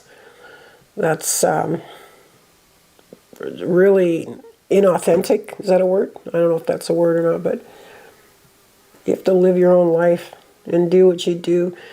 And I think that's what I love so much about people. Such a cross-section of characters that you see out there. And I love them all, you know, for different reasons. But yeah, for sure. Groceries, yeah. I mean, that started with the girls. That was river crossing, but I just carried on the tradition, you know, with the groceries thing. I don't know why I keep doing it. It was just fun, just something to do, I guess. Same with backs. I mean, I could save a couple ounces, but you know what? He's my guy. You're my dude. Dude. Yo. Oh, man. Great comment. Oh, what, about life and everything? Yeah, well, I mean, it's just, I don't know. You get to a point in your life where, like, I don't suffer fools. I don't have any emotion about it. I don't really think about it. It's not, you know. I mean, I went through a spell, I will say that, you know, this year, like earlier this year and some of last year, I went through some stuff, you know. Everybody does. We all have a story. Shit, I mean, it's nothing special there. It's just life. It's just part of life. You know, you just move on. You know, nothing's going to change. You either live with it or you don't. Never leave backs behind. I know, right? I carry a pink stuffed unicorn named Rambo. Oh, wow. Hello, Rambo. I'm groceries. No, I wouldn't leave backs behind. Not on purpose, anyway. If he ever fell out of the pack, I don't know what I'd do. I'd probably go back for him. I'd probably go look for him on trail. Oh, man. Yeah, thank you, Jason. Thank you for everything, for being there and your support. I don't know where you guys live. If any of you live near me or are going to be somewhere and want to, you know, go hike or whatever, I'm down. I'm always down for hiking. You know, I'm slow on the uphills though. I'll warn you that. But on the downhills, I'm your girl. It's like sound effects. I gotta work on my sound effects. Anyways, yeah, no, I'm happy I had the Algonquin stuff to sort of distract me, and I'm so happy about Killarney. And I will do one more hike. I'll try to get in there. I don't know if you remember last year I went when it snowed. I had to. My sanity depended on it. I just had to be out there. And Bax, he quit. I had him in 3 feet of snow. He said, I'm done. So I left him home one trip.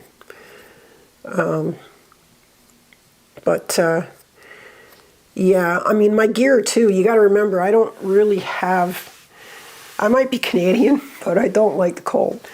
I'm not a warm person. I don't run hot. I don't sleep hot. If something's rated for 30 degrees, then I can only use it to 40. You know what I mean? It's only good for me up to 40. So if it, like say for example, goes down into 25 at night, I need a bag that's good for 10. You know, because otherwise I'll just freeze my ass off, and I'll be cranky. You know, if you're not rested, you can't hike. You get injured. So, and this is the thing. You know, gear. We content creators sometimes. You know, I was talking to Darwin about this a little bit, and it's like we set this kind of mood and this sort of thing on trail, like, hey, how many miles did you do? Sometimes I don't even like to say how many miles, because it just sort of, it creates a competition. It almost creates a ranking. It's almost like, well, hey, if you don't do 25 miles, you're nobody. Well, dude, you're hiking. You know, I see people out there. Shit, I was out at Algonquin last week, 2 weeks ago, and I'm like, I see these guys come in and they've got like monster packs. I mean, they're 70, 80 liters, 50, 60 pounds, and they have everything but the kitchen sink. But you should see the look on their face. Like, it was awesome. They're like, yeah, we're out, you know, this is my first hike. The one guy said, it's my first hike. I bought a $59 special at Walmart, like for a tent. And I'm like, dude, you rock. Like, you're amazing, you know? He says, yeah, I got a tarp just in case. And it rained, and it did rain that night too. So, and I love seeing that. And that's why I do, that's a big reason I do the channel is to promote the hiking. I just find sometimes we, you know, it's even with the gear, like we're always talking about, you know, like Dyneema this and all that, and like ounces and grams. And yeah, while that's great and everything, it's not the be all and end all. And I've got to stop going in that direction. Just because I'm focused on that when I go on a through hike, I think for the channel, it shouldn't be just about that. Yes, sure, include some of that in there, but you know, don't make it the be all and end all of hiking. It's not what it's about. It's not really. And that's why I go to like a week-long trip in Algonquin or Killarney next week, is just to go and have fun and just relax. And so what? If I want to bring a chair, I want to do whatever, yeah. You know, and that's why I think I went and bought that tent, that Lanshan. There are others in its price range, and I'd love to get them too. And, you know, in time, maybe. Yeah, sure. But for now, I'm going to go and have some fun with that Lanshan. And at 2 pounds, it's a kick-ass tent. This is no shit. This tent is the real deal. And it's just one example of many that are out there. And hey, listen, if any of you find them, and I haven't found one yet or seen it, you know, send me a line. Let me know, you know. I mean, if it's affordable, I'll go out and grab one and check it out and review it.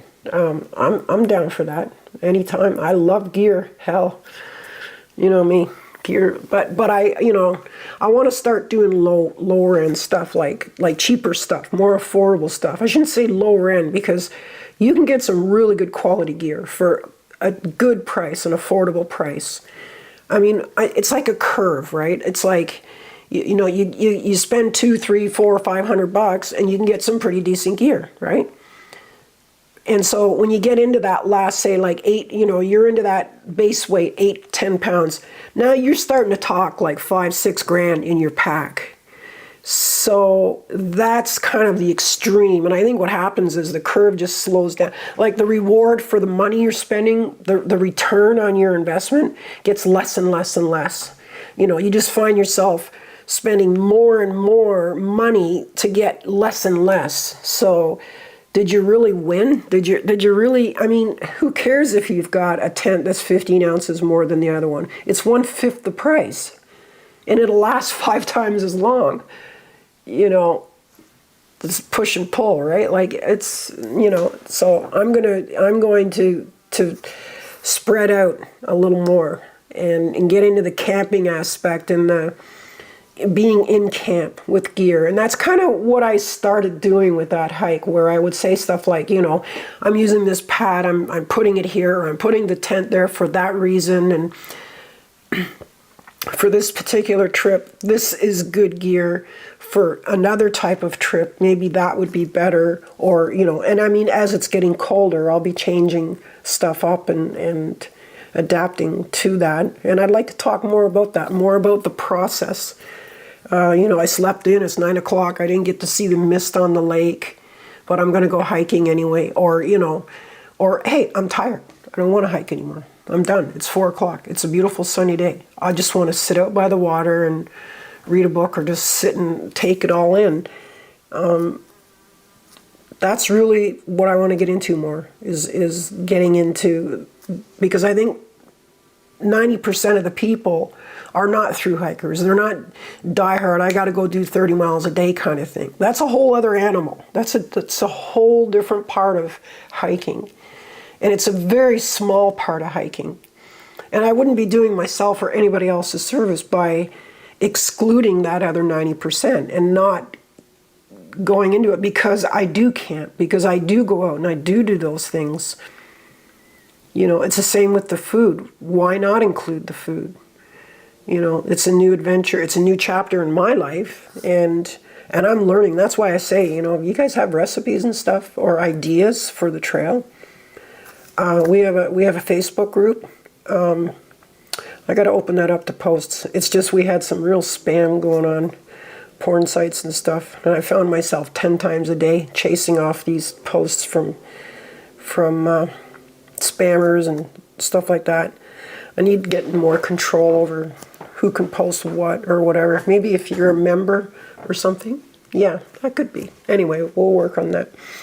But I would love to, you know, use those forums to share information, to share ideas, and to, you know, like, hey, you know, I saw this tent over here, blah, blah. It was like, you know, it's a 2-person tent. Here's the specs on it. It's great. Check it out. You know, stuff like that, right? I mean, because we can't be everywhere. We don't know. And if somebody sees something that other people would enjoy, then I'm down with that for sure. And recipes, definitely. That's my thing lately. I'm like all about the recipes lately. So, anyways, what do we got here? William, yes, groceries and inspiration. Oh wow! Thank you, William. That is, wow, that's very kind. He's my best friend. Oh, wow. Oh, you guys know each other. Oh, that's right. Yeah, I remember that now. Okay. Temperature ratings. I found that out the hard way. Caterpillar. Yeah, I know, right? Like, they're so subjective. For something to be a 20-degree bag, for example, you know, it's not. 20 degrees to who? I mean, that might be survival rating. I have a 20-degree bag, and I can tell you, if you made me sleep in 20 degrees with, or like a quilt, sorry. If you made me sleep with that quilt at 20 degrees, I would die. I'm sorry. I would freeze to death. There's just no way. But if you put me in that quilt with a liner that adds 30 degrees, sure, I might still not be real comfortable, but I would be happier. So yeah, ratings are really, and the other thing too, while we're talking about this Caterpillar, I'm glad you brought that up. A lot of the ratings of the bags aren't being realized because of the pad. Like, you're losing heat most of the time from the pad, not from the air. Ground's always colder than the air. So oftentimes we focus and say, oh, well, that sleeping bag or that quilt sucks because it said 20, but here it is 30 and I'm freezing my ass off. Well, it may not be the 20-degree quilt that you're freezing your ass off from. It may be the fact that you don't have enough insulation underneath you. Like, for example, this year on the PCT, I took an X-Therm, what's called an X-Therm pad with me, and it had an R value, because I got the new one, the NXT, like they upped all their pads this year. Expensive as hell. But anyway, I got the NXT Max Therm, and it weighed like 3 or 4 more ounces, but it was good down, like it had like 7.4 R rating, so I don't know what temperature that is good down to, but I know I've had it down to minus 20 Celsius So what's that in Fahrenheit? It's got to be 0, maybe? Something like that. I'm just guessing. I don't know. Let's just say 0 for argument's sake. And it worked fine. And it did. But the yellow one, or the Uber Light, which I've been using, I brought that last week, and I'll bring it next week, because I want to find its limit, right? The Uber Light is like 8 ounces. And it's like paper thin. People complain about it because they say it's just like a balloon that's going to pop anytime. And it might, you know, it just might. But at least out here, I can get off trail and go do something about it. But if I'm on the PCT, another town, and then getting the gear to that town, yeah, there's not a lot of gear on the PCT. Let me tell you, you got to go find an REI or have it shipped in or something. There's not many outfitters there. I mean, at the beginning in the south on the PCT, yeah, there's Julian, there's like 2 Foot Adventures, there's an REI in San Diego, there's one in Idlewild, a really nice one, I forgot the name of it. I got a couple things there, I can't remember, but anyway, they're very sparse, that's all I'm saying. Big Bear had a nice outfitter. So gear, yeah, this is the place to test it for me. But on PCT next year, I'm going to take the yellow one. I'm going to take the Neo Air X Lite. I think it'll give me a little everything, you know. Middle of the road. I'm trying to be frugal. I'm not carrying, I won't do that this year. Oh man, that was brutal. You know, Raven weighed my pack. I couldn't believe it. It was like 30-something pounds, and I'm like, what? It just creeps up. I just kept putting things in and not taking anything out. You know, it was like a stove, a heavier pad, a 0-degree quilt. And don't get me wrong, I love that quilt. But I didn't have a liner, so I was destroying that quilt because my sweat was on the quilt. My dirty clothes, and no, not good. It wasn't good. And so I'll always bring a liner, no matter what. Even if it's a sheer, thin little silk liner. Every few days you get to town, you just wash the liner. You know, and because I did have a liner, now I don't have to worry about what clothes I'm wearing at night. So I don't need the heavy leggings. I don't need the, you know, I might put in 1.5 ounces of booties. I love my down booties. My feet cold. If my feet are cold, I'm cold. End of story. That's it. So for me, 1 ounce for booties, 1.5 ounces. No brainer. Down booties, yeah. And then it doesn't matter if you give me a 20-degree quilt. I'm happy as long as my feet are warm. You know. But anyways, no matter what, I try to do my pace is always 20 pounds. Yeah, I mean that's reasonable. I think you'll find on trail, and that's total weight. I assume, is that what are you talking base or? Oh, you are talking base. I think try to do my base. I got it down into the teens in the PCT in early April, and I didn't sleep at all that night because I was so cold. I had a 20-degree quilt. Yeah, we're in the teens. Yeah, geez, wow. That is cold. You must have been at elevation, I assume. Anyway. Yeah, you have a look at your pad, maybe. I mean, you know, it could have something to do with it. I think if you're in the teens, I don't think something with an R value of anything less than 5 would work for anybody. Like if you're going up to, say, I don't know, Mount Whitney.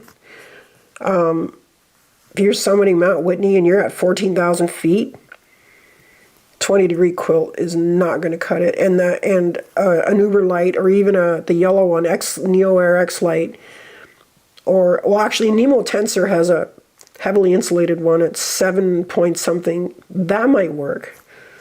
Oh, and the X-Therm, Thermarest X-Therm, I think it's like 7.4 R rating. That might work up there. In the teens is what I'm saying, right? For warmth. I think it's the survival rating. Yeah, I would agree with that. No matter what I try to do my pace. Yeah, it's 20. So 25 pounds. You see that a lot on trail. 25 to 30. That's fully loaded. That's food, you know, gear, everything. And it's funny. I still, even on the PCT, I see big packs, big, heavy packs. And it's fine. People seem fine with it, you know. And I mean, I guess if you're 25, 30 years old, you're big and strong and whatever, and you're fine. I mean, Seven Toes, he had a 50-pound base. Of course, he got off trail too, so maybe I shouldn't mention that. But I mean, you know, like, that's a big pack to carry 2,600 miles. But again, you see a through hike is a different creature. Carrying that extra pound stove makes a big difference over 2,600 miles. You know, if it's just 10, 20 miles on a weekend, sure, but... And that's why I feel like I need to really separate, make that distinction. Make that distinction, yeah, about gear and what it's being used for. And because if it's just for camping or hiking locally, you're losing vision slowly. Fast. You'll get your vision back. Cataracts, that's sugar. That's all sugar. The nerves in the back, your retinas, I hate to say this, it's sugar. There's also been, speaking of that, sorry, because I noticed that myself. My eyesight has gone down a lot, and my hearing, and a lot of things have gone down since I've been doing the long trails. When I'm eating crap for 6, 7 months, and I do it year after year, this is again why I'm on this mission. You know, I just feel like, you know, we should try to get as close to what we would eat off trail as we can if we're going to spend that kind of time on trail. Otherwise, eventually, it catches up to you. You know, you can't go forever doing that. Liner. Yeah, liner. A liner for your sleeping bag. A Caterpillar just posted that. You know, I mean, I now wouldn't ever go without one. For many reasons. For like, I would use just the, like, if it's really hot and it's the middle of summer, I would use just a liner or nothing, you know, cowboy, like just, you know, have no quilt on me, have no liner or anything. But even if I had just the liner and not the quilt, it's nice because you can mix and match, you can do what you want. Like, but I would never have the quilt on me without the liner. Because quilts are expensive. They're very expensive, and they're very hard to keep clean. The down, I don't care how much you take care of it. Eventually, your sweat, your perspiration gets into that down, and it flattens it out. And it's hard to bring it back. You can bring it back, but it may not come back 100%. So how many times do you think you can do that before you just lose that quilt altogether? So having a liner, I really, really endorse a liner. I do. I believe they are exactly what should be used to save your sleeping bag or your quilt. And or your pad too. Your pad. I mean, you get dirt all over those pads. I really messed up my pad when I wasn't using a liner. Let's see, what do we got here? I'm a diabetic type 2. Oh, okay. You're using, okay. So, I don't know, you're obviously on medication. We want to go down this rabbit hole. So you can't fast, in other words, that's what you're saying. Am I right? Because once you're gone that far, you rely on sugar. You have no pancreas. It's killed. Which is what diabetic type 2, I think it's the way they do it. One is the less intense one, and 2 is that right? William, can you help me out here? I don't know for sure. What does type 2 diabetes mean exactly? Is that the beginning or the end? Like, are you high-level diabetic when you're type 2? I don't know. Anyway, let me go on to this one. I can circle back around there. Yeah, I would agree. My pad didn't help. It's the NeoAir. Which NeoAir? There's 3 of them. So there's NeoAir Uberlite, NeoAir X-Lite, and then NeoAir X-Therm. You probably got the yellow one. I'm making an assumption. You can chime in and correct me. It has a 3.9 rating. Actually, the new one, the NXT, has 4.3, I believe. 4.3 rating, the new NXT. And it's lighter, too. Yeah, it's like 2 ounces lighter. Yeah, I'd like to get it. I like to get the... so they don't have women's and men's now. They changed that, right? It's like small, medium, large, right? So small is like, I think, up to 5'5", 5'6". Yeah, 5'6". That's the one I'll get. So even if I'm 5'8", so even if my feet hang off a couple inches, I'm saving weight, but I'm not losing comfort. But what I will do next time, and I brought this Uberlite out to Algonquin, and I brought it in a wide, and I forgot how much I love wide pads. I'm a tosser and a turner, so I love having that room, you know. When I had the narrow one, which I only got because they didn't have any other one. I was in Daleville and mine popped, and Roadrunner and I went to an outfitter, and I just grabbed what I could get, which was a woman's small, and it was great. It was like 10 ounces. I still have it. And but it was really short and really narrow, and I kept falling off it, you know, or I'd be laying there and my arm would be cold because it'd be on the ground or something. It was just a pain in the ass. I want a wide. I forgot how much I really enjoy a wide pad. So, yeah, I would agree. Okay, sorry, I'm reading back. MSRA. What's MSRA? I don't know what any... Oh, you can't fast. Yeah, so, okay, I get it. So type 2 is the more severe one. Okay, I got you. So, yeah, you're... I mean, yeah, walk the AT. That's amazing. Any exercise you can do, William, will offset that diabetes. Will help you clean out the glycogen stores in your liver. Once you free up your liver from being so taxed by the sugar, because it's a toxin. Your liver has to deal with it all day, every day. Once you do that, and you can start reducing the amount of sugar, you can get off the meds. If you can get down to type 1 even, at least now you've got a liver to work with. And at least you're reversing the diabetes. You can reverse the diabetes. There's absolutely no question. I've seen it. I have friends who have done it. And you can do it. Sugar's in everything. It's crazy.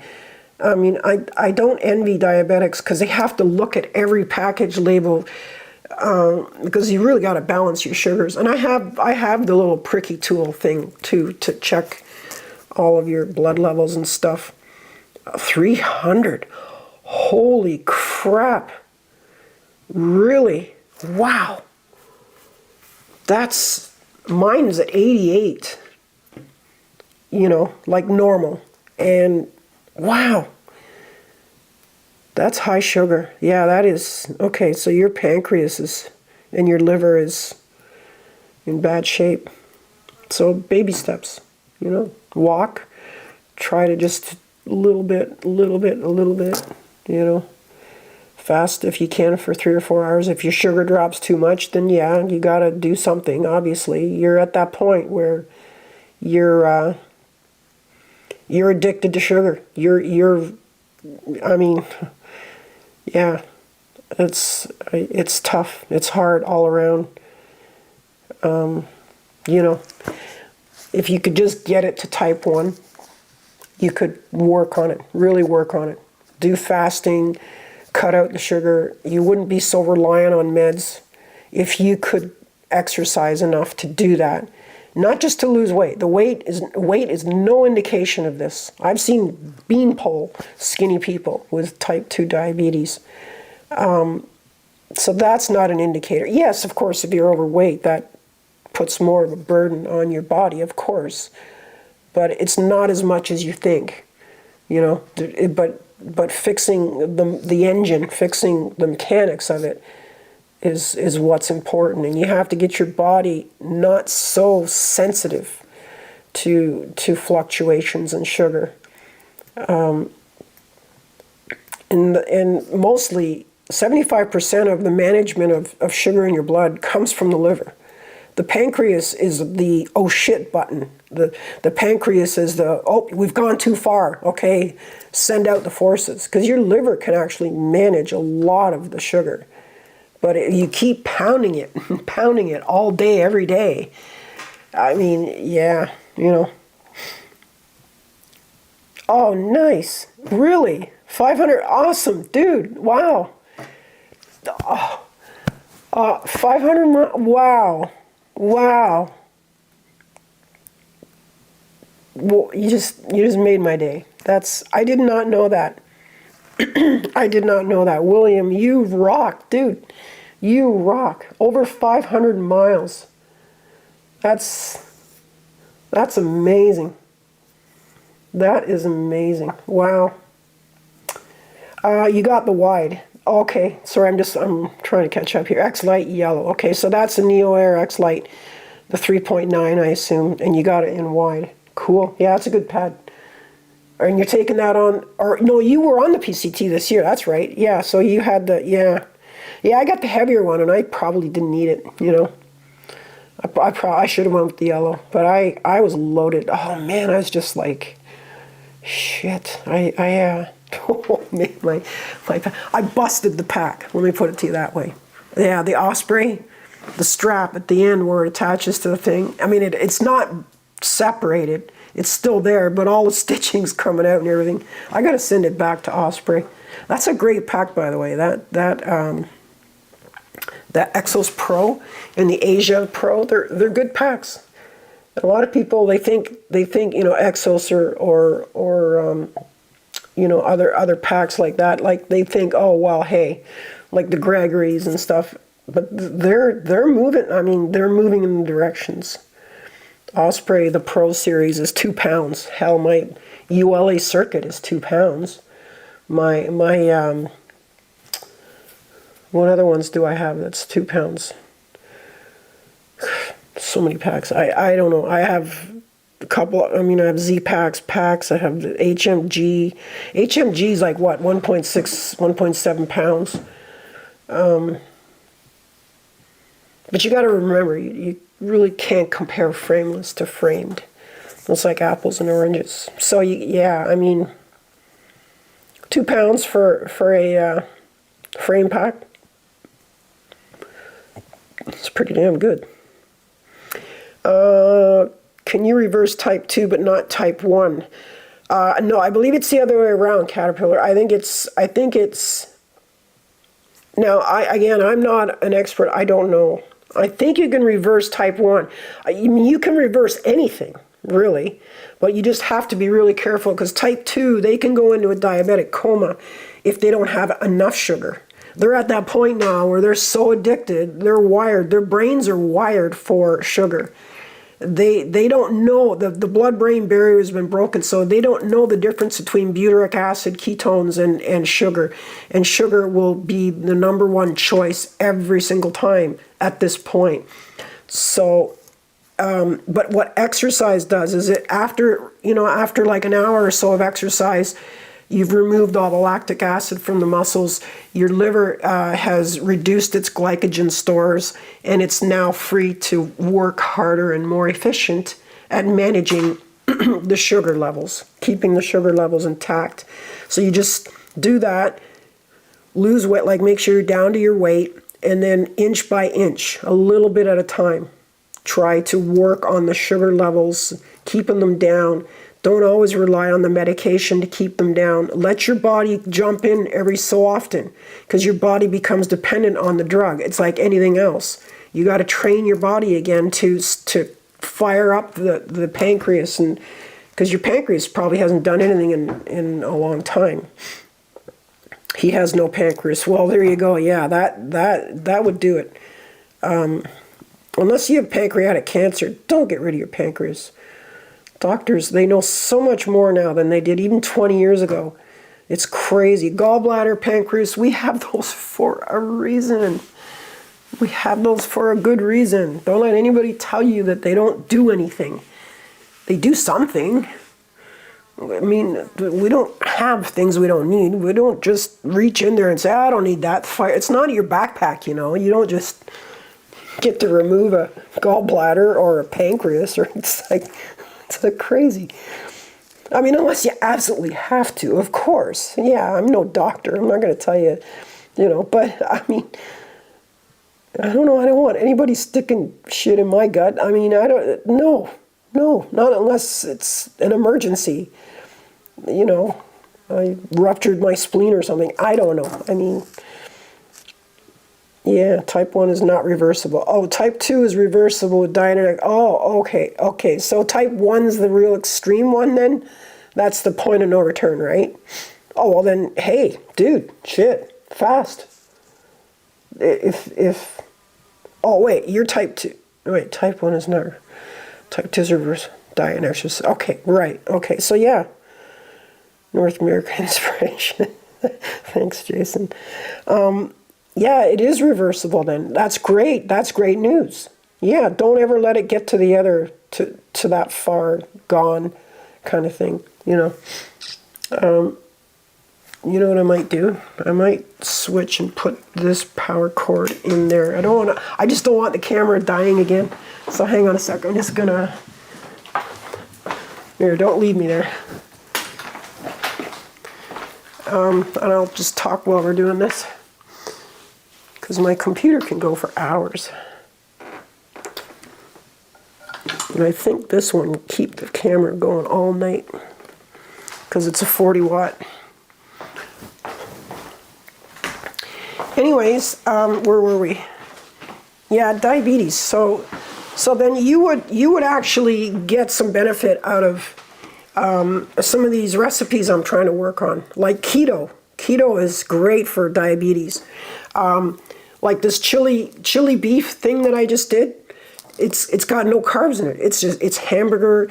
Well, there's some corn in it, and it's sweet corn. So the corn is pretty high in fructose. Fructose and glucose, those are killers, but not enough that it would really hurt you. But it's like a chili beef, and then what I was going to do is, you know, if I had the choice between noodles or potatoes, I would take potatoes every time. Yeah, there's a glycemic impact to it, but it's far less intrusive than the over-processed pasta, you know, like and you're getting away from wheat. The wheat that's a whole other can of worms that we don't even want to talk about. So that's why I would take potatoes over pasta anytime. If I was given only those two choices. I would avoid both of them if I could, but ketoacidosis. So let's not confuse ketoacidosis with ketosis. Those are two different things. They're on such different spectrums. Ketoacidosis is you'll be in a coma. You run the risk of going into a coma, and that you're almost too far gone then. I don't know if that's reversible at all without drugs, or I don't even know if it's reversible with drugs. But yeah, you know, and the thing is, I was in that same boat. I had autoimmune. I was going through issues. I've paid attention to this. This has been the connection, you know, your health and what you put in your body. Like North America, we have 10 times the cancer rate of the rest of the world combined. We're dying. We're the only continent with all of these inflammatory style diseases, of which I'm right now struggling with inflammation in my body, and I can feel it. When you've had it all your life, you don't notice it. Kids eating Captain Crunch cereal in the morning, they don't notice it. They grow up thinking this is the norm, this is the baseline of living. They don't know any better. So they grow up as adults and just continue on these habits. And then eventually your organs break down. They're just not going to be able to handle that load, the toxin all the time. And so it catches up to you. You can get away with it when you're young, but something has to change. I don't care if you want to debate me on what it is, whether it's keto or paleo or whatever diet you want to call it. The one thing I'll always say to you is it doesn't matter. What we're doing now isn't working. So anything you do other than what we're doing now has to be better than what we're doing now. Because we are dying. We are the sickest continent on the planet. And there's a reason for that. And I don't want to go into medical because I'm no doctor. So I don't even care about that. I just know that people aren't supposed to die this way. We're not supposed to be in a wheelchair for 10 years, taking a gazillion pills and suffering.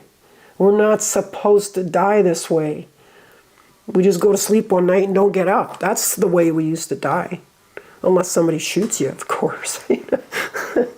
But anyway, how do we get into this? Well, yeah, I know how we got into it. But once a day, like really good meal for dinner throughout the day. Yeah, I mean, that's good. That's really good, eating one a day. Yeah, I mean, you'll do well. And you're hiking. You're hiking. Wow, that's awesome. If you keep hiking, all of this will go away.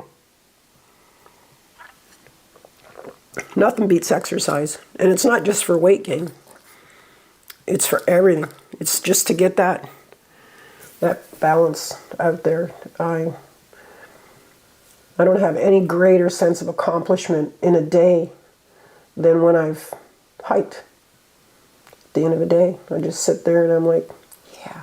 And I just look around and I go, yeah, this is what it's about. This is where we came from. This is who we are. We're animals on this planet just like every other one, but we put ourselves in these little boxes and yeah. I mean, I feel confined just sitting here, you know. Can I let you in on a little secret? I did that video the other day for that tent. I didn't tear that tent down that night. I went and slept in it. I got a nice bed upstairs. Screw that. If there's a tent out there, I'm going to go climb in that tent. Every time. It's just... And I sleep like a baby outside. You know, I don't know if it's the air. I don't know if it's the vibration of everything, the sounds, like when I'm in the woods. People asked me about the video there last week with the moose. They're like, how did you sleep that night? And I said, like a baby. I woke up every hour and cried. No, I'm just kidding. No, I said, yeah, I slept great. And they said, knowing that moose was right there in that area and probably will still be. And I went, yeah, the moose isn't gonna, there's no profit in it, in them coming and just out of nowhere attacking you. Yeah, the males can be territorial. They can attack. And they've been known to attack, but just about every single time they've attacked, they were provoked to attack. That moose walked right around me, and the male was on the other side. I didn't even know he was there. I was kind of freaking out after. I was like, whoa, that was close. That could have been bad, but only because he would have wanted to protect her. And I got in the middle of them. She was here and he was there, and I'm walking down the trail, and she came all the way around, and she went wide to go around me. I knew right away she was not aggressive. She was not going to attack. There's no way. Anything in her body language told me that she was going to attack. So I was good with that. And I was still careful coming up behind her, because you don't want to startle them. You don't want to go, because that is aggressive. You know, if you start stalking them or going after them, yeah, for sure. Well, wouldn't you? I mean, if they came on you, you'd be the same, right? So just respect them. So sleeping in camp, I mean, moose, no, I'd be, even the bears, I don't care. I don't think they would ever come at you. You would really have to be, food would have to be out. And of course they'd have to be accustomed to human food to begin with, which means somebody fed them at some point, or they got a taste for human food. There's no real reason that because they have to live out there. They don't get to go into a house and get in their bed or go see a doctor, go to urgent care. They got to live their life. They get injured, they're done. They're finished. They know that. There's no profit in it. Animals are very sensible that way. Their survival instincts tell them that unless I'm really going to get hurt, or I'm really, or you know, if it's free food, I'll go get it. But I'm not going to fight that creature. I know what those people are. They're humans. I mean, they kill things. We've seen it. I mean, they're not stupid. They won't pick a fight for no reason. There has to be profit in it, and that profit's usually food. You know, for a moose, I don't think human food interests them. They're not meat eaters, so they love something in the marshes. I don't know, and I said that in the video. There's something in the marshes. I seen them. Oh my God, Jason! Wow, thank you. Actually, I was going to talk about that tonight. The kids, I'll give that to them. I'm going in 2 weeks. They don't want videos. I already asked them about it. I tried to make an appointment to go see them. It wasn't a lot. I got from the channel $159, and then I got donations. I wrote them all down, by the way. There's about another 40, and then I think a T-shirt or two sold. But I'll do a full accounting, and I do want to go down, and I might try and just sneak a little phone video or something and just say, hey, you know. But anyway, where were we? Yeah, so the moose and the bear, like animals, just out on trail. And I talk to a lot of women too, because a lot of women are scared to go solo out into the woods. And what I would say to them, and what really turned the corner for me, going out in the woods and being scared or not, is that these animals are so capable of hurting you. A bear, a moose, they can kill you. They'll win every time. But the thing is, whether you're a woman or a man, they're gonna kill you either way. So just because you're a woman, you're more scared to go out into those woods? Would you be less scared if you were a man? Do you think you stand a better chance against a 1,200-pound moose because you're a 180-pound man and not a 140-pound woman? This is what I tell sometimes to my friends and stuff. They're like, oh my God, I won't go out there. No, bears, moose, coyotes, whatever, wherever you are, it doesn't matter. And I say, why? Just go out, enjoy yourself. Look, if it's going to happen, it's going to happen. You're more likely to step off a curb, get hit by a bus than you are killed by a moose. You know, those few instances that you've heard animals attacking, mostly humans are stupid anyway. They provoked it. And you know, and I'm not saying all the time, but you know, and this is the other thing that really bothers me, and I shouldn't bring this up because this is griping, but I won't say who they are, but some YouTubers, content creators, you know, instilling fear into hikers. Oh, murder, family got murdered on trail, you know, and hyping it all up and, you know, getting a gazillion views about violence on trail. You're as likely to get killed on trail as you are in the city. Not a chance. It's not... It's not like that. It's way more dangerous to be in a city than it is out in the woods or on trail. So I want to encourage hikers to come out and hike, to enjoy the trails. It's a wonderful, vast world we have, and we sit in our little boxes. It's thinking that we're safe, or I don't know, whatever motivates you. I would urge you to get out there. Just have fun, enjoy yourself, and look at it like when you were a kid with open eyes and just, yeah. When we were kids, the woods, that's exactly where I wanted to be, is outside, always, forever. Not in a box, not in, you know, no, I want to be on trail, in the mountains, and, you know, with the goats and the marmots and yeah, and the moose, and even the mountain lions. They scare me though, because I'm like lunch to them, you know. And not because I'm a woman. I mean, it wouldn't matter. Men wouldn't admit that they're scared, but I'll tell you, they might be just as scared as women would be to be out on trail around a mountain lion or a moose. But the likelihood of that happening, I'll tell you a little story. 2 years ago, I was in Algonquin, and I was doing the loop, the big loop, actually. Yeah, I did the big loop, and I was coming down, and I came into Maggie Lake, and I stayed, and it was a really bad rainstorm. And so I pitched my tent in it, and it was a bad rainstorm, but I had the Altiplex, and the Altiplex is really good for having a big canopy. You can leave your doors open and still look out. And so I'm laying there, and I see these lights flashing, across the lake, and I didn't think much of it. It was a rainstorm, and I love the sound of rain on the roof of my tent. And I got up to go to the privy. I think it was like, I don't know, 2 o'clock in the morning or something, and I didn't think about it, but I did notice again that those lights were flashing. There were flashing lights over there.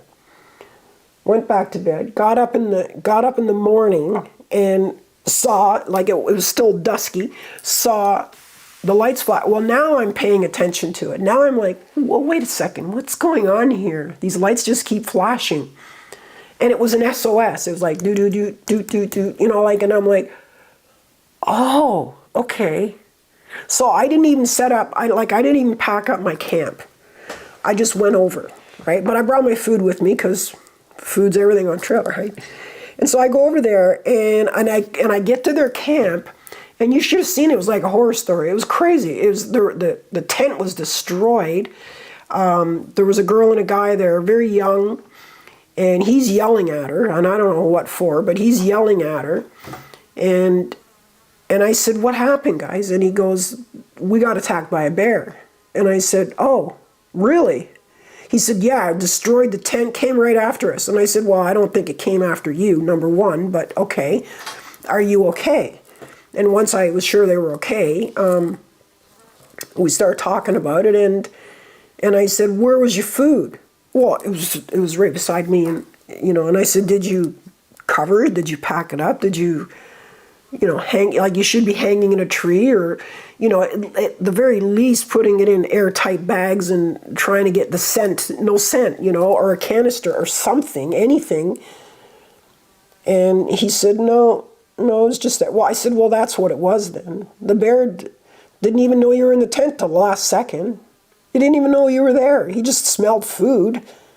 He didn't smell human. He might have smelled human, but it wasn't going to stop him from the food. The food was his goal, not hurting you. Anyway, long story short, I gave him a couple of meals. I had meals, and Maggie's just I don't know, it's like a day and a half out. Well, no, 1 day. You could do it in 1 day. I don't think they could, but yeah, they could do. I could do it in a day. So anyways, I gave him enough food to get him out, and then somebody else had came to the camp and given them also some food. And what does he do? And she's crying. She wants to go home, right? She's done. She's had it. And they have no shelter. So, I mean, you do the math. And it's pissing rain. And it's like, he goes, all right, we got food. Let's stay another couple days. And we're all kind of, and I looked at him and I said, that food was to get you off trail. It wasn't to keep you on trail. You don't, you should just, you got to know when to quit, you're not in a position to survive out, to be comfortable. You're not going to be happy here. Eat the food, walk out. I'll walk you out. I'm heading that way. Let me just go set up my stuff. No, he wouldn't. He refused. And she's like, I'll go with you. And I said, whoa, getting in the middle of this. And he goes, you go with her, you never come back. And I'm like, okay, no, I'm not doing this. So yeah, the trail, you can still beat. You meet all kinds on the trail. But that was one for the books, that story. And I was so stupid. I didn't see it didn't even click on me that it was some kind of SOS or something. And I'm like, wow. I mean, so bears, moose, I mean, she was nice though. A moose, did you guys see the video? That's probably the best shot of a moose I ever got. Yeah. I mean, because you just don't want to take a chance, right? Especially if there's a male, because males can get a little ornery. They get angry. They're territorial. But they'll let you know. They'll make sounds and stomp their feet, and they'll do stuff. I mean, they'll let you know. You're getting a lot of advance notice. If you don't read the signals, and you got what's coming to you. I'm sorry, but you were warned. Same with bears. I mean, bears will tell you their intentions if you let them. You know, and mostly, at least the black bears, I don't want to run into a grizzly. That would scare the crap out of me. But the black bears, I mean, they'll go first. They'll chatter their teeth, and they'll make sounds with their mouth. And while they're doing that, they're usually low. You know, and then if you don't respond to that, then they start huffing a little bit, and they're going up and down, and then boom, they'll come at you. I've had all this happen. I've seen it. They'll come at you, but they're coming at you high, and so it's a bluff charge. They'll come at you, but they'll stop about 10 or 15 feet shy of you. It depends on the bear. And if you don't listen to that, I mean, because that's your final. That's him saying, "I'm done with this. You need to leave." And so, yeah, hell yeah, I'm out of there. Thanks, dude. I'm gone. I mean, I'm not going to stick around for that, right? He's telling you. And same with the moose. A moose, if a moose ever came and even got curious, always stay right in front of him, because they have a hard time judging distance in front of them. You can avoid a moose if you're smart. Use big trees, stay around them, because they're big. It's a lot for them to maneuver. So just keep going around the tree. If he's moving this way, you go this way, and always keep him on the other side of the tree. He'll give up. He'll give up. You don't have food. You don't have what he wants. He's made his point by that time. He's not going to play the game all day and chase you around. And he's not out to kill you. He's just out to get you away. He wants you to get the hell off his land, if it's a male, you know. And make sure it's a big tree, because moose can knock trees down. Oh, man, I didn't know I was hearing it. This is a couple of years ago. I didn't know. I just kept hearing this. And I'm like, what is that? You know, and I look back, and there's this moose running through the woods and just knocking, I mean, not big trees, you know, that big around or something, but just knocking these trees over. And I'm like, damn, that's impressive. That's, wow. Never seen that. Well, I tried to get a video last second, but it wasn't a good shot. But anyway. All right, it's 10 o'clock, guys. We're coming up on 3 hours. Oh, what's this? Super chat. What's a super chat? I don't know what that means. Thank you. I don't know what it is, but thank you. I think it looks like a dollar sign. $1. Cool. Yeah, I'll make a full accounting of it. I have it all on a notebook. What do you call it? In a document, for sure.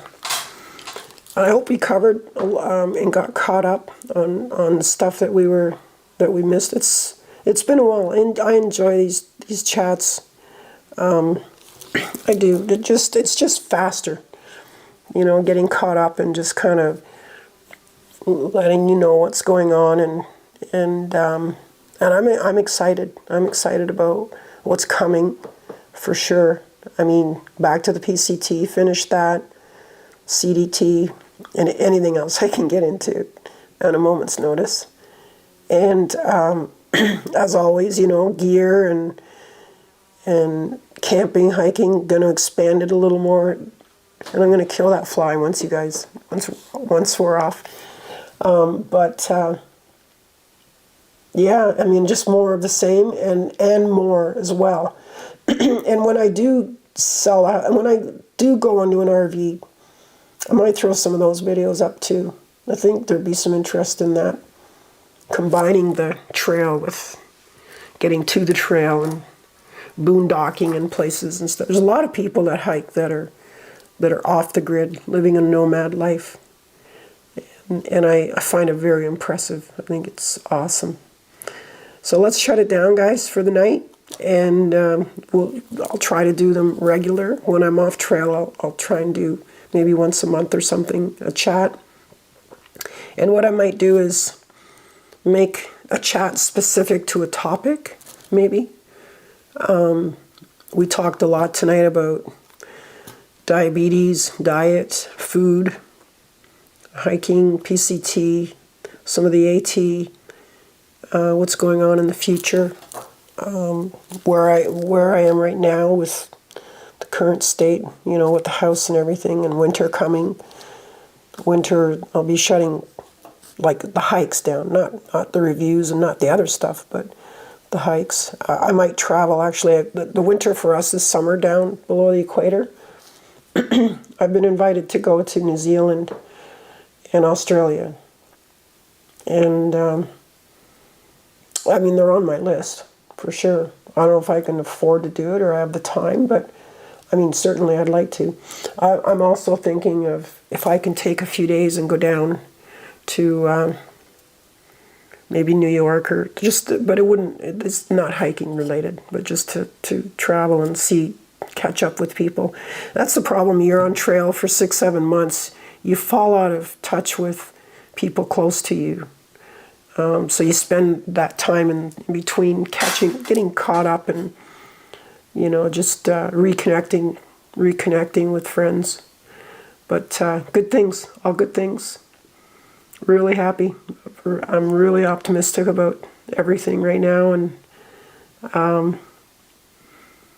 yeah, we're good. Anyways, good night, everybody.